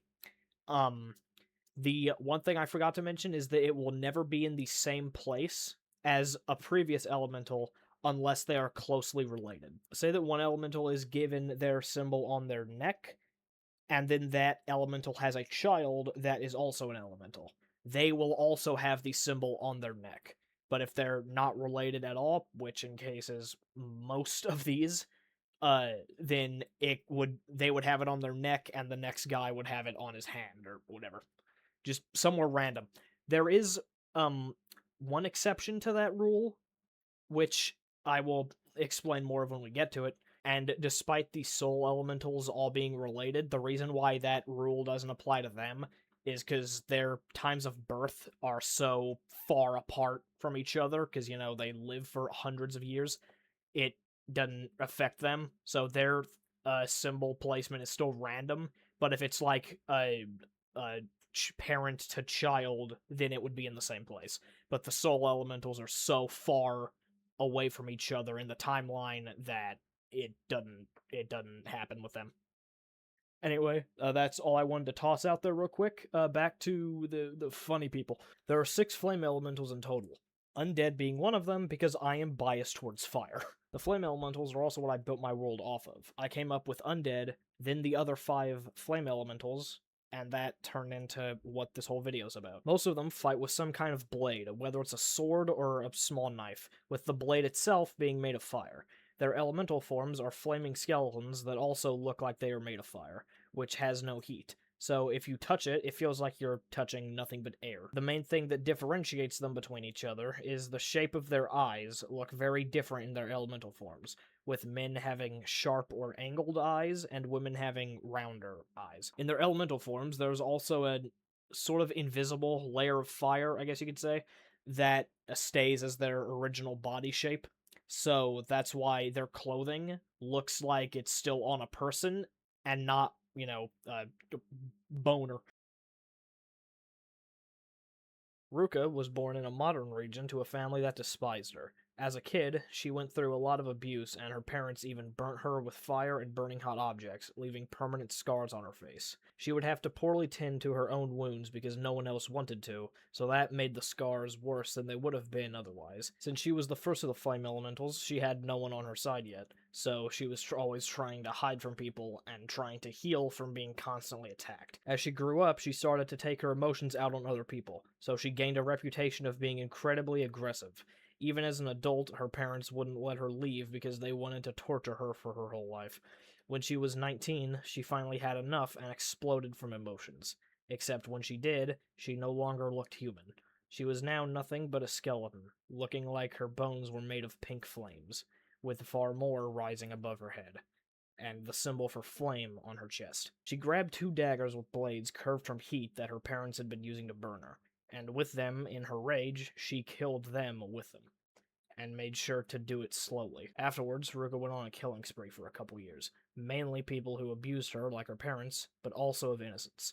She only stopped when she was about to kill a scared child and had flashbacks of her in that same position. She then was determined to show that she was not what her parents were. Shortly after, Akume, the First Blood, found her.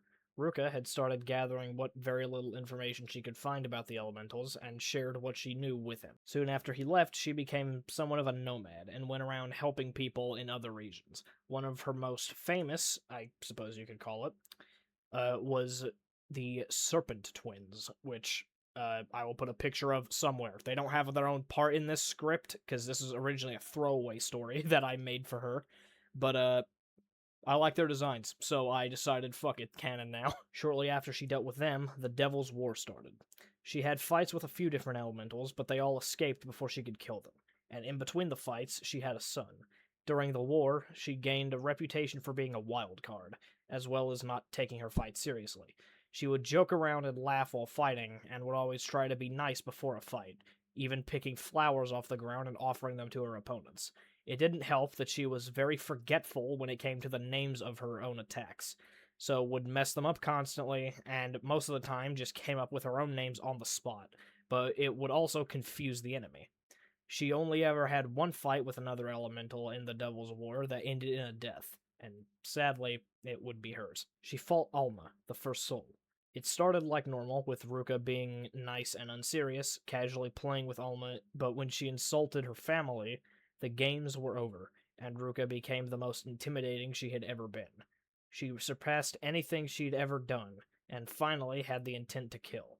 She did a lot of damage to Alma, but was still defeated. Weakened, bleeding, and missing limbs that she could no longer regenerate, Ruka starts speaking to Alma in her friendly voice, asking if she liked the fight. Alma gets confused, insults her, and yells at her to hurry up and die, which makes Ruka remember when her parents would say the same thing over and over to her, and wonders if Alma had a dream as a child similar to her own. As Alma is walking away, Ruka, with a smile, says one final thing to her. Good luck. Finish your dream, whatever it may be. I believe in you. Alma tears up and puts her hand on Ruka's cheek and says that her fighting was beautiful. And with a bright smile and sparkling eyes, Ruka slips away into the afterlife. Alma says a prayer for her before taking her body to her family, where she is buried. Takeshi was born in an ancient aged region that was very famous for Roman-style gladiator fights, of which he was trained to do from childhood up. As a kid, he was treated surprisingly normally, but that's mainly only because his town was fearful that he would just fuck them all up if they fucked up. They also thought of him as their secret weapon, so they didn't want him to just say, fuck it, peace, and dip. They still very much did not trust him or like him outside of that. When he was young, he fought with just his fists, then a sword and shield, then dual-wielded swords. When he got his first victory, he had a mark tattooed on his waist and stomach. It was given a new, smaller one over top whenever he got his first victory with a new weapon. His first for fists was a 10, sword and shield a 13, and dual swords at 17. One day, during a battle, he was getting beat down by his opponents, who decided to work together to defeat him first. If he lost, it would be his first and only loss in a fight. Despite bleeding and being injured, Takeshi was able to get away from them, and was also more determined to win than ever, and launch at his opponents. Once the dust and dirt had settled, all but one in the arena was dead, and the one that wasn't was no longer human. Instead, there was a skeleton with red, burning bones and flames. Once he became human again, everyone saw that it was Takeshi, with the symbol of flame on his back. He then yelled out to the crowd if anyone else wanted to challenge him, to which no one did. However, that would not stop him. He still had challengers willing to fight, but not once did they win. A few years later, he was ambushed by the Second Water, who failed to kill him, but was almost killed himself in the process before barely managing to escape. Even with the Devil's War going on his entire life, he rarely left his town because he preferred his gladiator fights over elemental battles. But even when he did fight other elementals, he fought as if it was a gladiator fight. However, he never actually killed an elemental. He has, however, been known to hurt them the most, making some wish that he did kill them, since his swords made regeneration much harder, much more exhausting, and much more painful. Once he was more active was also when the Devil's War was at the height of his chaos, and with the chaos would be the largest battle in the war, which would also, sadly, be his last. All 5 of the elementals of the time all fought each other in this battle, so it was basically a giant free-for-all. He heavily wounded all but the first space and the second blood, but in turn, he was also heavily wounded, and it would be the second blood that finished it. Once Takeshi was out of the fight and knew he was going to die, all he did was insult the second blood, saying, "I'm surprised you, of all of us, would still be here. If I looked like the monster you are, I would have taken myself out. Good riddance, you damn vermin." He just laughed on the ground as he was killed, and once he was eaten by the second blood, with the only thing remaining being the handles and guards of his swords, which lay untouched for several hundred years until they were found by the Sixth Flame, who took one to use as his own. The other was never found until the city was re-entered by civilization after the elementals were all gone 50,000 years later. And what was found was basically a fossil of it. It was put on display once the city was rebuilt as a reminder of the power and fear that the world is capable of. Rena was born in a moderate-aged region to a farm family who all loved her and treated her like a normal girl.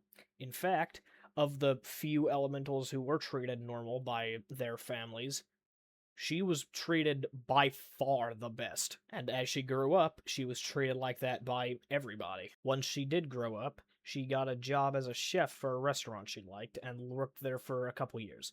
The only time that anything bad really happened to her was the event that caused her to awaken her elemental abilities. One night, she was walking home from work, and she was attacked by someone. The Second Water. Is he just, like, to the flame elementals what fucking Suma was to the souls? Is that what he is? Since she didn't have her abilities yet, he didn't use his since he figured it would be an easy kill, which it would have been if he didn't make one pretty big mistake. When Rena was on the ground, already mortally wounded and quickly approaching death, he decided to insult her family, saying he would kill them after he killed her.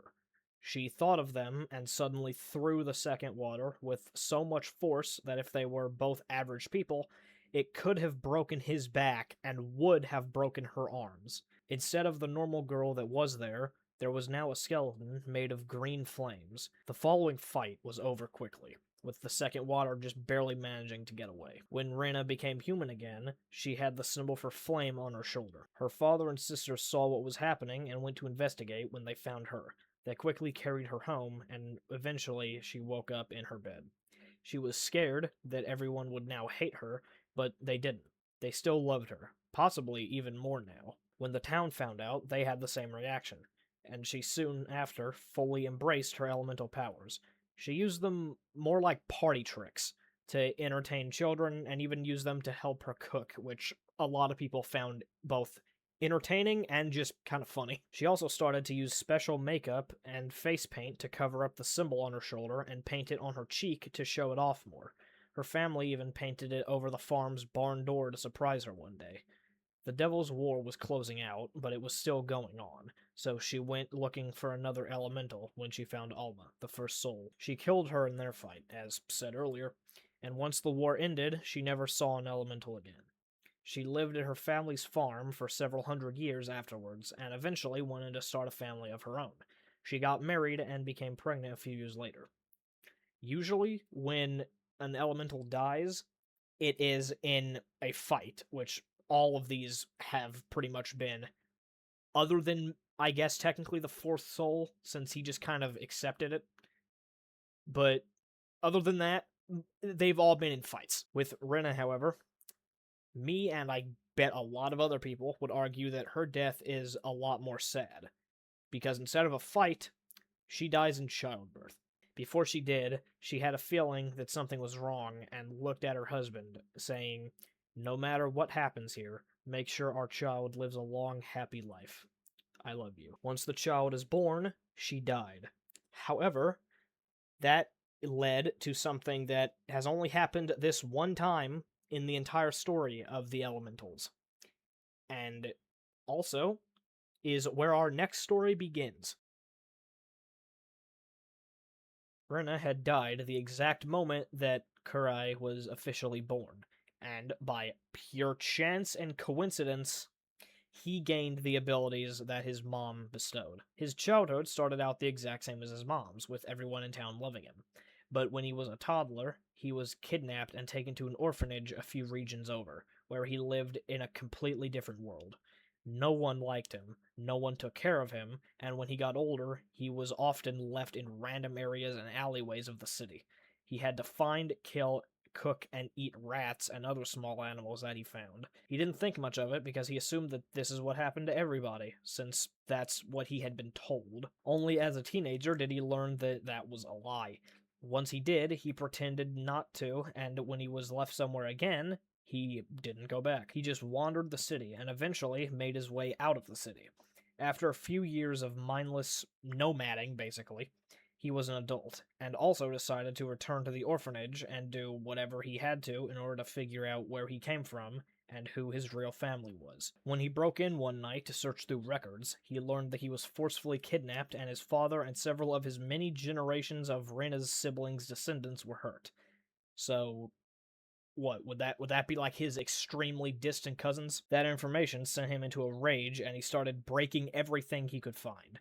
This woke up basically everyone there, and the staff came in to see what all the noise was. He asked bluntly what happened to him, and they all lied to his face, saying he was born there. Once they showed him the files of his abduction, they continued to lie, and it sent Kurai over the edge. He exploded in rage and severely beat up everyone who had a part in it. And when he did, he became yet another skeleton with green flames, lighter than his mom's, but just as intense. When he changed back, he shared Rena's mark of flame on his shoulder. He learned where the farm was by beating up all of his abductors within an inch of their lives. Then he headed out to see it for himself. By foot, it took several months to walk, but when he made it, he was greeted by a descendant of Rena's sister. So again, I think his extremely distant cousin. I'm not sure on that one though. Kage, help me. She didn't know who he was at first, but when she saw the symbol, she immediately dropped everything she was holding and sprinted to the house as fast as she could. A few minutes later, several people were walking towards him. Once they reached him, a man hugged him tightly. His father, Rena's husband. Once the rest of the town learned he was home, they threw a celebration that later became called the Spark of Heart. It soon became an annual tradition, and instead of commemorating Kurai's return home, it became sort of a memorial tradition for him and his mom. He stayed there for several hundred years and helped build a monument and shrine for his mom. One year, during the Spark of Heart tradition, it was interrupted by Kurai being attacked by the Second Water. Yet a fucking again. In the ensuing fight, Kurai would fight to his last breath. With both readying for one final strike, Kurai says to the water elemental, "I'll die here too. This is my true home, and I'm glad to hold the fire that my mom created." Then they launched at each other, leaving Kurai dead, but standing on 2 feet, and ready to finally meet his mom for the first time. As for the Second Water, his body was nowhere to be found, but the town presumed him dead. Kurai was honored with his own memorial shrine built right beside Rena's. Mother and son, finally together. Yumi was born in a future modern mixed region to a family that didn't necessarily hate her, but they didn't like her either. They just ignored her and pretended like she didn't exist. Due to never being able to get their attention, she fell into a deep depression as a child, and it stayed until her adulthood. Other than that, she tried to give herself as much of a normal childhood as she could, and actually managed to do a pretty alright job at it. When she did become an adult, she tried one last time to try and talk to her parents, and actually get them to say even a single word to her. Her dad didn't, but shockingly, her mom did. And it was because she had somewhat of a revelation, I suppose you could say, and felt slightly guilty for not treating her daughter like her daughter. When she spoke to her, Yumi got so surprised that she started crying tears of joy. However, they would quickly lose their joy. With her sudden rush of happiness, her skin flashed, and once everyone could see again, they saw that her skin was gone. Only bones remain, and her eyes were now thin, sharp crescents like the moon. She had blue and red flames that made up her new body, and they burned tall on her head.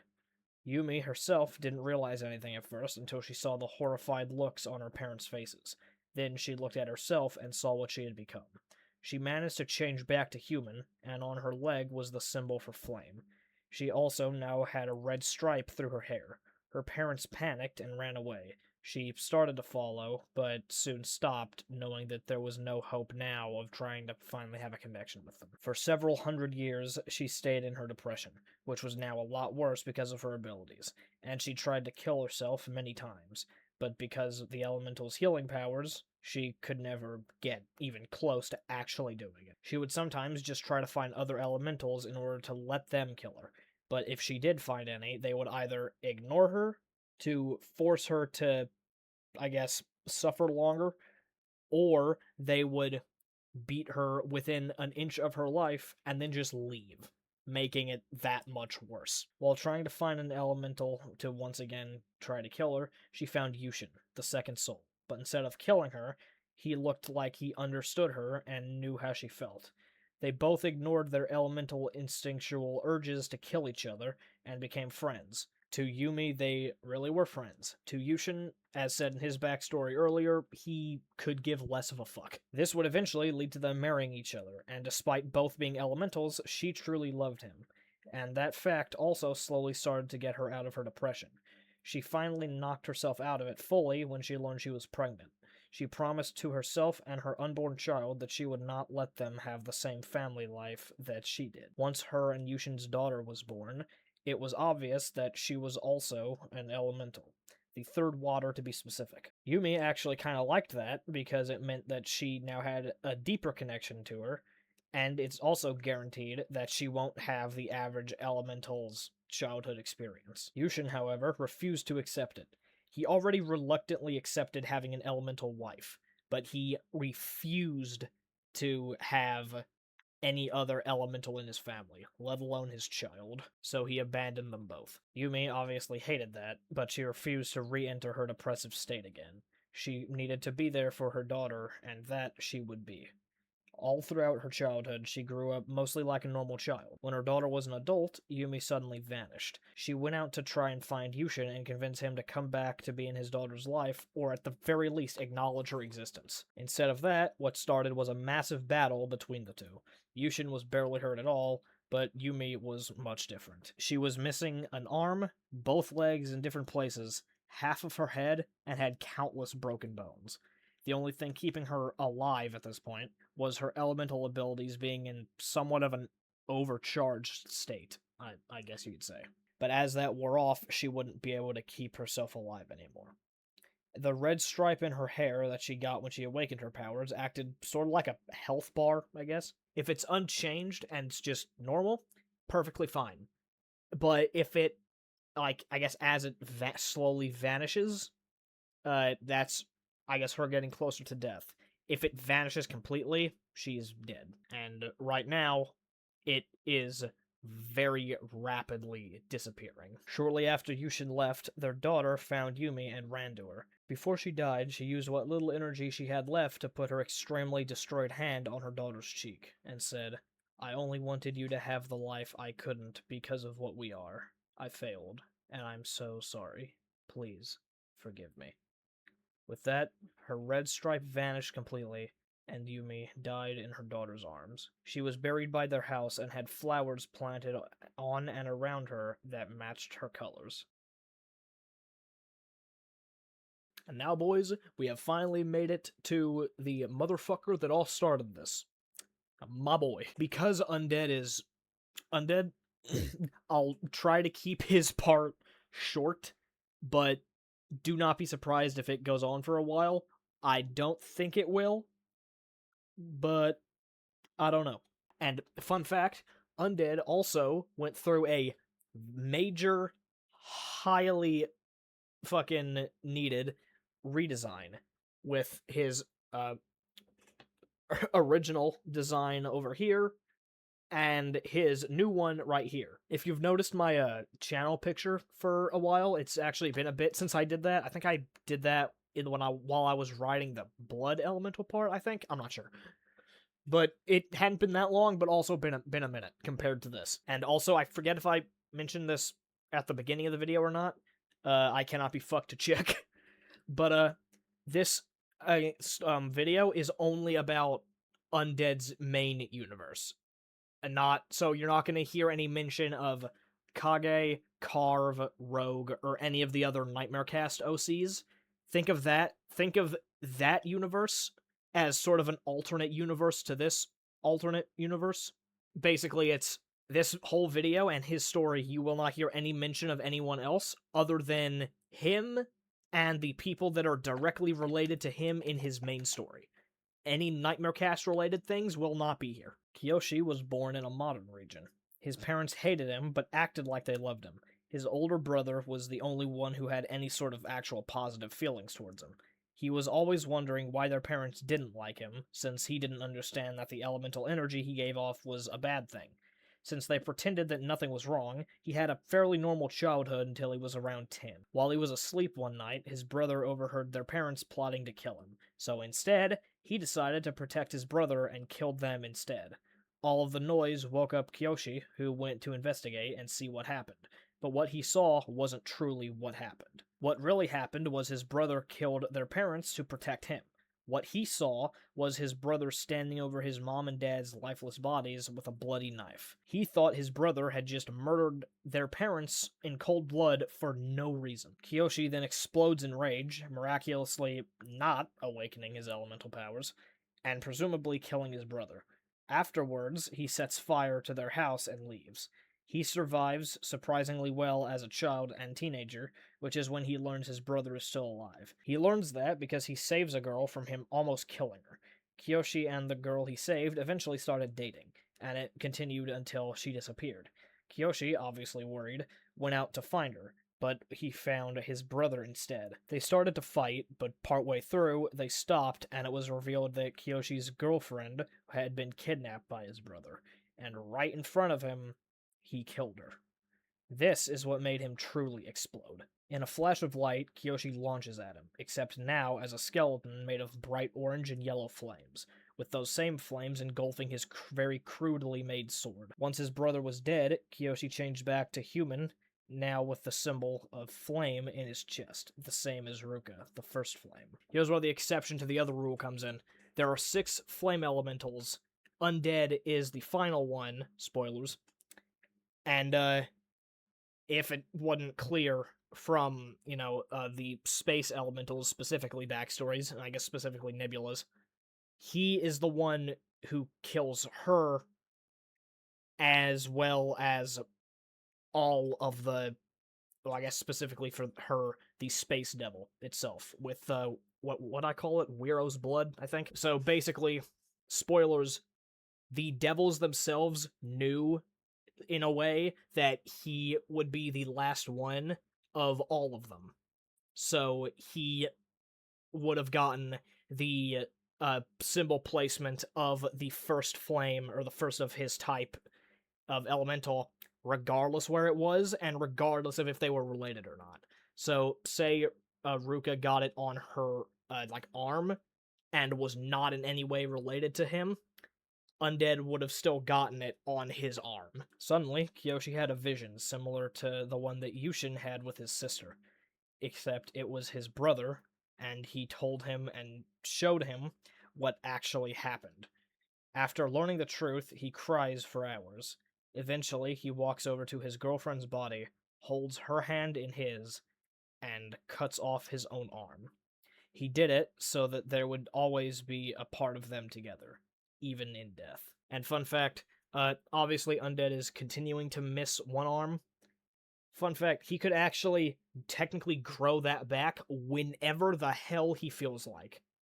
But he keeps it cut off on purpose specifically for this reason. Afterwards, he spent several thousands of years going on a murderous rampage, sometimes spending months in his elemental form without changing back, which left permanent scars on his body, most obvious being over his eye. The scars and his rampage is why he gave himself the nickname Undead. These scars shared the same look as his elemental, so they always looked like they're burning. Once his rampage slowed down, he started going to the former homes and or places of death of every single elemental.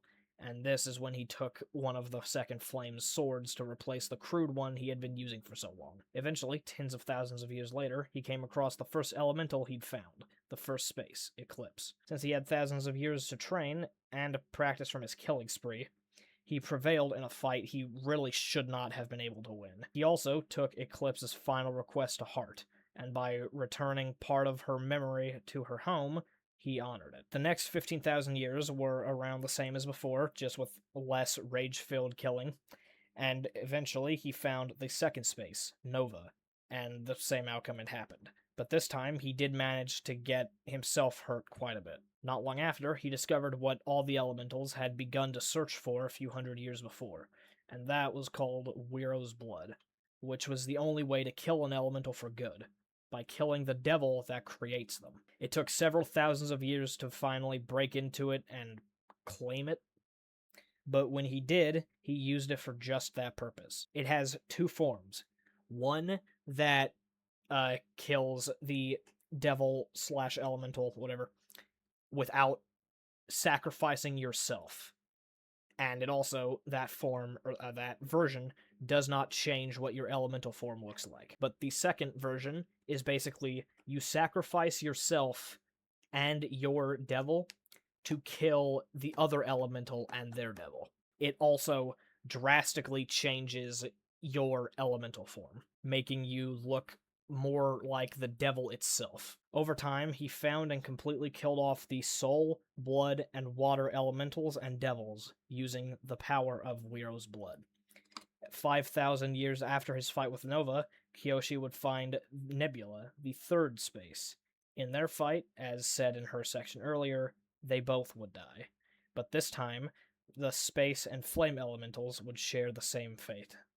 Being unable to kill Nebula without it, Kyoshi chose to sacrifice his own devil to bring down the strongest. After the battle, and on the ground dying, Kyoshi's last words were a simple response to those of Nebula. If we want to bring the dust of our hell with us, then we did a damn good job. Now our world can finally rest. The storm is over. Now the calm can return. Those words finally mark the end of the Age of Elementals. Seemingly instantly after those words were said, on the other side of the world, there was a group of scientists digging in the dirt of a city that vanished several thousands of years ago. And what they found? A now ancient skeleton holding hands with a severed arm, the true sign of the storm's end, and the return of humanity's world. It's Christmas, so she gonna be watching. Have you been good? I don't think you have. The water elementals are the final elementals that exist in my world. There are also more of them than any other elemental, having 8 in total. They fight with methods like making frozen ice blades, or basically just becoming a pressure washer and slashing you with the water itself. Which, now that I think about it, in writing this, I don't know why I never shown off the ice part of any of these in their stories. But just know that some of them can do that. I don't know why I never put that, though. They also sometimes have razor-sharp fins in their elemental forms, which all resemble some kind of aquatic animal, but a lot of them look like sharks. And speaking of sharks, when in their elemental forms, their senses of smell increase drastically, even those who don't resemble sharks. Other senses are altered to be similar to whatever animal their form looks like, but not as much as smell. Since I don't have a lot of lore for these guys yet, just because A, there's so many of them, and B, I just haven't come up with a lot, uh, most of these, or some of them at least, might be shorter compared to others. I'll try to make them at least a couple minutes long still, though, but don't expect that for all of them. Ame was born in a future age region to a mob family who completely ignored her elemental energy and instead used her as an intimidation tactic since they knew that everyone else would be scared of it since she was one of the first 5 elementals. She was under the impression that her family liked her, but they really didn't care unless it was to use her for their own profits and benefits. Over time, the intimidation started to wear off, and when Ame became an adult, it didn't work at all anymore because a rumor had grown around the family that they wouldn't actually do anything if the intimidation didn't work. Because of that, they basically threw her away. When Ame tried to beg them not to, they decided to instead have her killed to prevent her spreading around what they were doing. While she was about to be shot, she thought about her life and realized that her family never actually loved her and just used her for themselves. And as the guns went off, she snapped. The bullets were stopped by a sudden wave of water coming from her hand, and she now had fins on her arms and legs, slits on her neck like gills, and a large fin down her back with the symbol of water where her neck meets her chest. She swung her arm and sliced all of her executioners' necks open with her razor-sharp fins, then broke into what was her home, where she confronted her parents, yelling at them, then killing them in the exact same way. Afterwards, she went and killed everyone else in the family, vowing that she would be the last of her family. She spent a couple hundred years searching for anyone that carried her blood until the Devil's War started. She knew that she wouldn't stand much of a chance against any of the other elementals, even when knowing how to fight, so she tried her best to hide most of the time, which eventually becomes a trait of all the water elementals.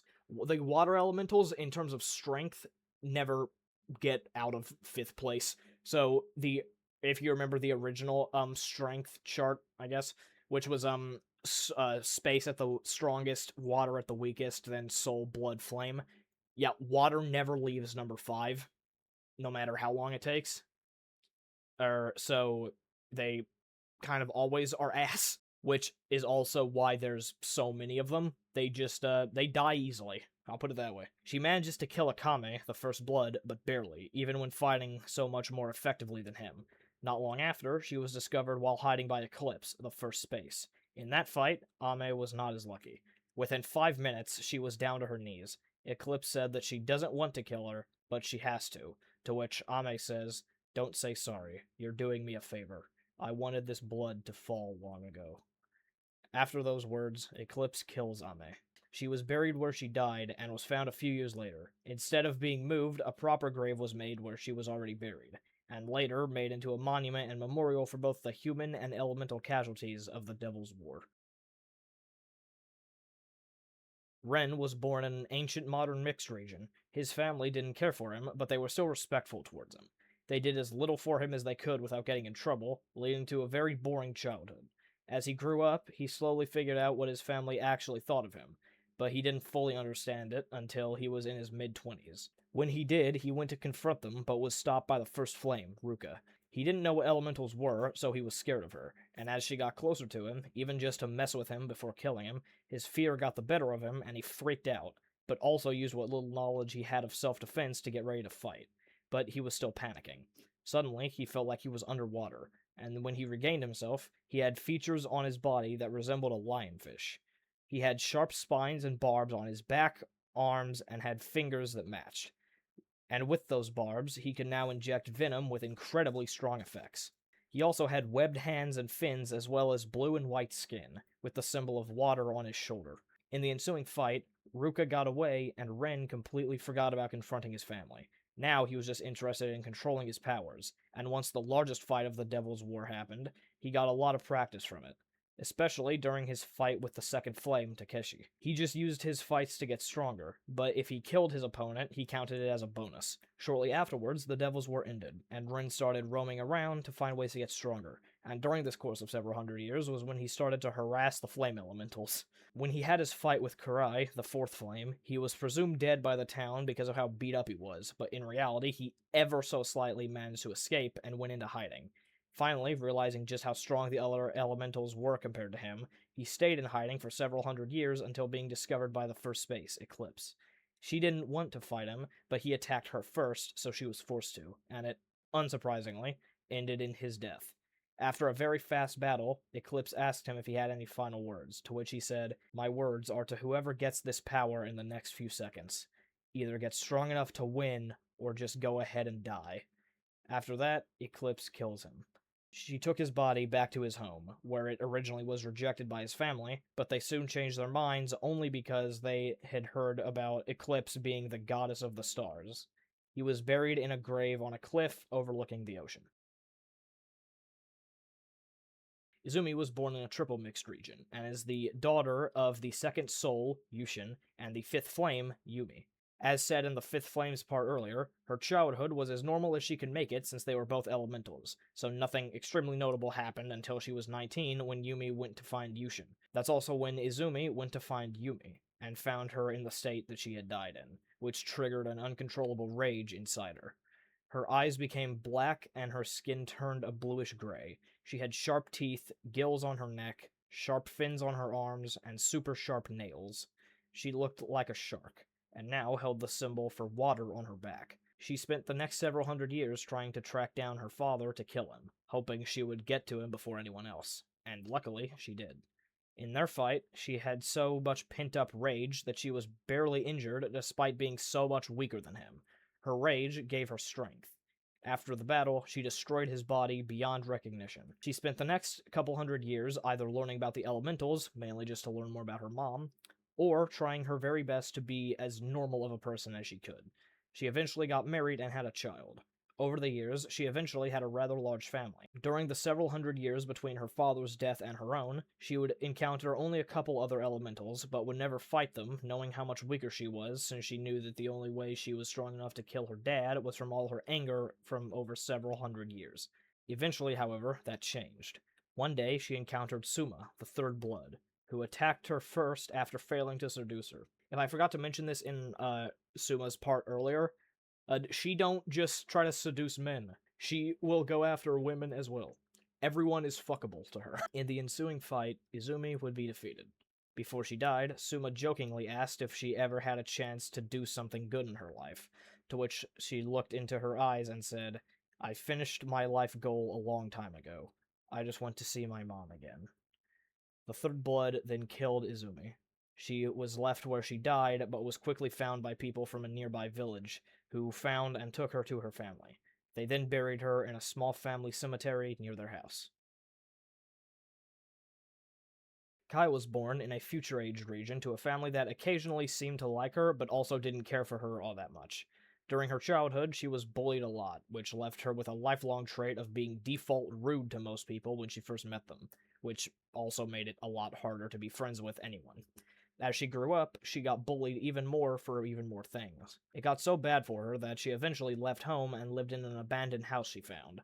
Over time, she rather quickly was able to turn it from a rundown building into a naturally pretty nice looking home. She also managed to find a husband and had a son and daughter. However, sadly, her happy life would be cut short not long afterwards. A wave of sickness passed through, and her husband and daughter both got sick and sadly died.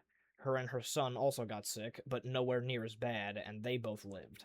But she fell into a deep depression over her husband and daughter. Once her son was older and could mostly take decent care of himself, she would go days without leaving her room and just cry. One day, she was crying so much that she just couldn't anymore and passed out from dehydration. And when she woke up, she noticed that she had black skin with white spots across her body. She had a long, skinny tail with sharp barbs at the end, and wing-like fins on her arms running down the sides of her body, which she quickly discovered can be retracted into her body. She also had the symbol for water on her hip. When her son saw her, he didn't freak out. He actually thought it was kind of cool looking. It took her a while to accept what she was, but she eventually did, and also thought it looked kind of neat herself. She also slowly got out of her depression, but it took around 120 years. She always hid her symbol because she wanted to try to hide the fact that she was an elemental, and also tried to hide from other elementals out of fear of dying, which worked well for several hundred years, but she was eventually found by Kyoshi, aka Undead, the Sixth Flame, while he was still in his murderous rampage. She tried to escape, but was eventually chased down by him and forced to fight. She tried her best, but eventually fell to him. While on the ground, Kai was panicking because she had always been terrified of the other elementals, and Kyoshi was already starting to be semi-well known to the others as one of the most bloodthirsty and intense elementals, due to having physical scars from just being in his form for so long. In a panicking, shaky voice, she said to him, "Whatever happened to you, I'm sorry. I'm sorry this is what you are. Please, just let me leave. Please." Before being able to finish her plea for life, she was killed. She wasn't found for several hundred years afterwards, but when she was buried at sea by the wishes of the Fifth Water, who happened to be her very distant cousin. Kasumi was born in the same region as Kai. Her dad was a descendant of Kai's mom's brother. I think that makes sense.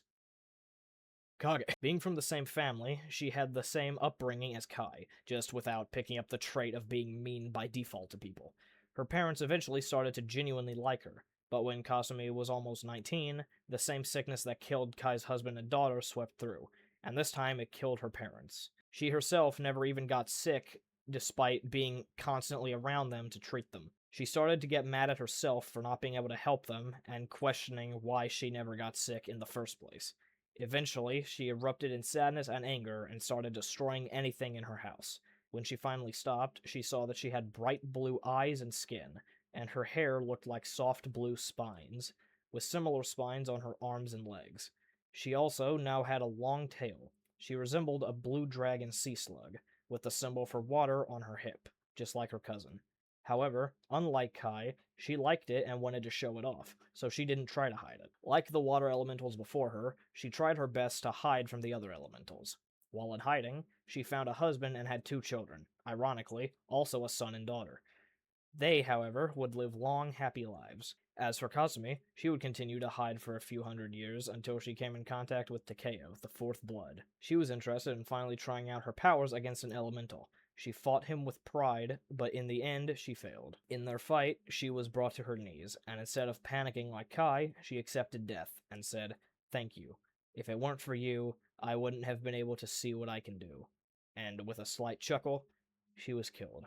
She was given a military-style funeral because Takeo considered the elementals as if they were all a special kind of military, and she was buried in a graveyard that he made specifically to have fake gravestones placed to honor an elemental when they died, and Kasumi was the first and only elemental to be properly buried there. Nagisa was born in an ancient modern mixed region. His family liked him to a certain extent, but not by a large amount. He didn't have a majorly eventful childhood until his mother died. Then it became worse. He started fighting people a lot more, and getting angry easier. When he was a teenager, someone insulted his mom and he almost beat them to death, but stopped just before he did. However, the next time someone insulted his mom a few years later, he actually did beat them to death. But when he did, he changed. He now had pale skin, sharp fins and teeth, and a glowing bulb on his forehead. He now resembled an anglerfish, with the symbol of water on his wrist. After he killed the person who insulted his mom, he went into hiding, not from elementals yet, but from the regional police. When they did eventually find him, all he had to do was change forms and scare them off. They didn't go after him again after that, since now they knew what he was. After that is when he started to hide from elementals, but he still managed to sometimes be out in the open with relative safety from them, but also managed to always draw attention to himself. He feared that him getting a bunch of attention would bring an elemental to him, but still kept doing what he was doing for some reason. During his several hundred years of hiding, he never found or was found himself by another elemental until he found a temple. But the only problem was that it was the temple that Nori, the Fifth Blood, was born at. Nagisa chose to destroy it, but was eventually confronted by the Fifth Blood. In their fight, Nagisa was wounded enough that he eventually gave up fighting. He looked at Inori and said, "I don't regret destroying your home. I regret being caught. It won't happen again." He gave a sadistic laugh and was then killed by Inori. He was buried under the wreckage of the temple, but once it was rebuilt, he was moved to the graveyard behind it. Riku was born in an Ancient Age region, but was almost instantly abandoned by his parents. Surprisingly, even with an elemental upbringing of everyone hating him, he was always cheerful because he honestly didn't care what people thought of him. He just liked having fun. He only had one friend, but they were completely inseparable and did absolutely everything together, even into adulthood. That only stopped when his friend was attacked for being friends with an elemental. The people who attacked him originally just meant to hurt him really bad, but accidentally killed him. When Riku found out, he burst into rage and left to find and kill them. And when he found them, the last thing they saw was a person that resembled a fangtooth, having long, sharp teeth, torn, bony looking fins, brown scales that scattered across his body, and pale, almost soulless eyes. He also had the symbol of water on his cheek. After killing the ones who killed his friend, Riku went into a rage induced killing spree and went after anyone who knew them, and didn't stop until most of them were dead, and whoever wasn't was injured almost to death. Once he did that, he finally left and hid from his city, eventually managing to leave the region. Once out, he came out of hiding for a couple hundred years until he learned more about the elementals and slowly returned to hiding. But not for long. He came across a temple in the process of being rebuilt, Inori's. He didn't want to attack it, but felt like he had to, so he did. In the ensuing battle, both the Fifth Blood and Seventh Water would be killed.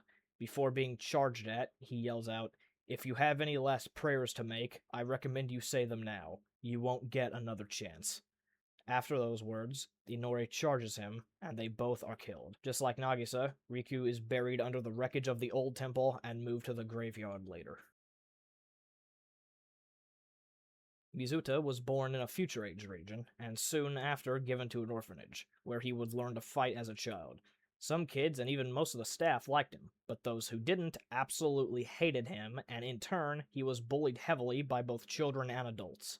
Eventually, he had enough and fought back, but because of that, he was removed from the orphanage and abandoned somewhere in the city. Being alone in a busy city, he tried his best to find some sort of shelter, which worked after a couple hundred years when he snuck in and started living in the basement of a bar. The bar had an underground wrestling ring since it held secret illegal matches at night, and Mizuta secretly watched and took note of how people fought. He somehow managed to stay hidden for almost 5 years, and when he was eventually discovered, he was given the option to stay as long as he fought in the ring, to which he agreed. At first, he lost more than he won, but over a few years, he got incredibly good at fighting and won most of his matches. One day, he had a fight up against someone he hadn't gone up against before, but when he saw him, he immediately knew who it was. It was one of the kids from the orphanage that hated him. He recognized Mizuta as well and insulted him the entire time. During their fight, Mizuta got so fed up from the insults and the stored anger from years ago that he snapped and almost beat him to death, where the other fighters had to try to stop him. But as they got up to him, they realized that he had changed. He looked like an ancient extinct shark. I'm going to butcher the hell out of this name, but a Xenacanthus. I'm assuming that's right. This thing. He had a large spike on the back of his head, sharp V-shaped teeth, orange eyes, gills, and a large fin down his back. He had the symbol of water on the back of his neck. After that, the fight was declared over and he was kicked out. Instead of being alone in the city again, he left and hid around the neighboring regions. He was the best of the water elementals at hiding, lasting several thousand years instead of hundreds. And once Kyoshi, the Sixth Flame, claimed the Weir's blood powers, he got more cautious, but also more bold. He never went and tried to find any of the last couple elementals, but unfortunately, the one who found him was Kyoshi. In their battle, Mizuta was defeated easily, but before being killed, he said to him, "I know that this is the end for me and my power, so do me a favor. Make whatever you kill me with worth it. Even for you, these last kills have a limit." After those words, Mizuta was killed, and with him, the Water Devil itself, marking the end of the Water Elementals forever. Before I get into this part, I just want to say, the Devil's War is by far my favorite part of my world's history. I didn't do an amazing job at explaining it, because there was a lot more detail that I didn't go into here. But if you would like to see something like that, let me know, and I will gladly do it. The Devil's War was a period of about 230 years, where the elementals were much more aggressive towards each other. It was shortly after the start of the Age of Elementals when none of them really knew what they were supposed to do with each other. Once they understood that they were meant to fight, they started with only fighting when they encountered each other. But the Devil's War was the first time that they actively hunted each other. It left villages, towns, and cities destroyed. but during the peak of the war was the largest battle that would occur during those 230 years. It later became known as the Battle of Twilight. It was the only fight where all 5 of the elementals of the time fought at once: the first space, first soul, second blood, second flame, and second water. The battle left the entire city flattened, as in 0 buildings still standing, and every single inhabitant, man, woman, and child, dead. Several regions had their militaries on high alert to fire on any and all elementals that they found, but the Battle of Twilight changed that. The military of the region the battle took place in was only able to get 1 letter out of the city, which was the capital of the region. After the battle, it was the only message to ever be broadcast to every single region of Elenia at once. When the regional president read it off to the world, all it said was these words: "Humanity is lost. Do not engage." That city was deemed uninhabitable and incredibly dangerous, and it did not have its borders re-entered by humanity until the elementals had all vanished, almost 50,000 years later. And now, boys, that is the end of this video. I want to thank you so much for staying to this point if you have, and if you haven't stayed for this long, I know you won't see this, but thank you for watching to whatever point you did, and at least giving it a shot. I know that this is something I've not done before, so I'm probably not the best at it. But, I guess, yeah, just if you want to see me do more shit like this, just long scripts, I'll gladly do it. Just don't expect it to be at all anytime soon. And, if you don't, you just want to see me stick to the normal crap I do, I'll do that as well. But, I guess that's all for now. To those who celebrate it, Merry Christmas. To those who don't, Happy Holidays. To those who celebrate nothing, bitch. And to end this video off, I shall leave you with this recording that I made myself of the speech that was given in the only broadcast ever sent out across every nation in Elenia. The one after the Battle of Twilight. So, enjoy.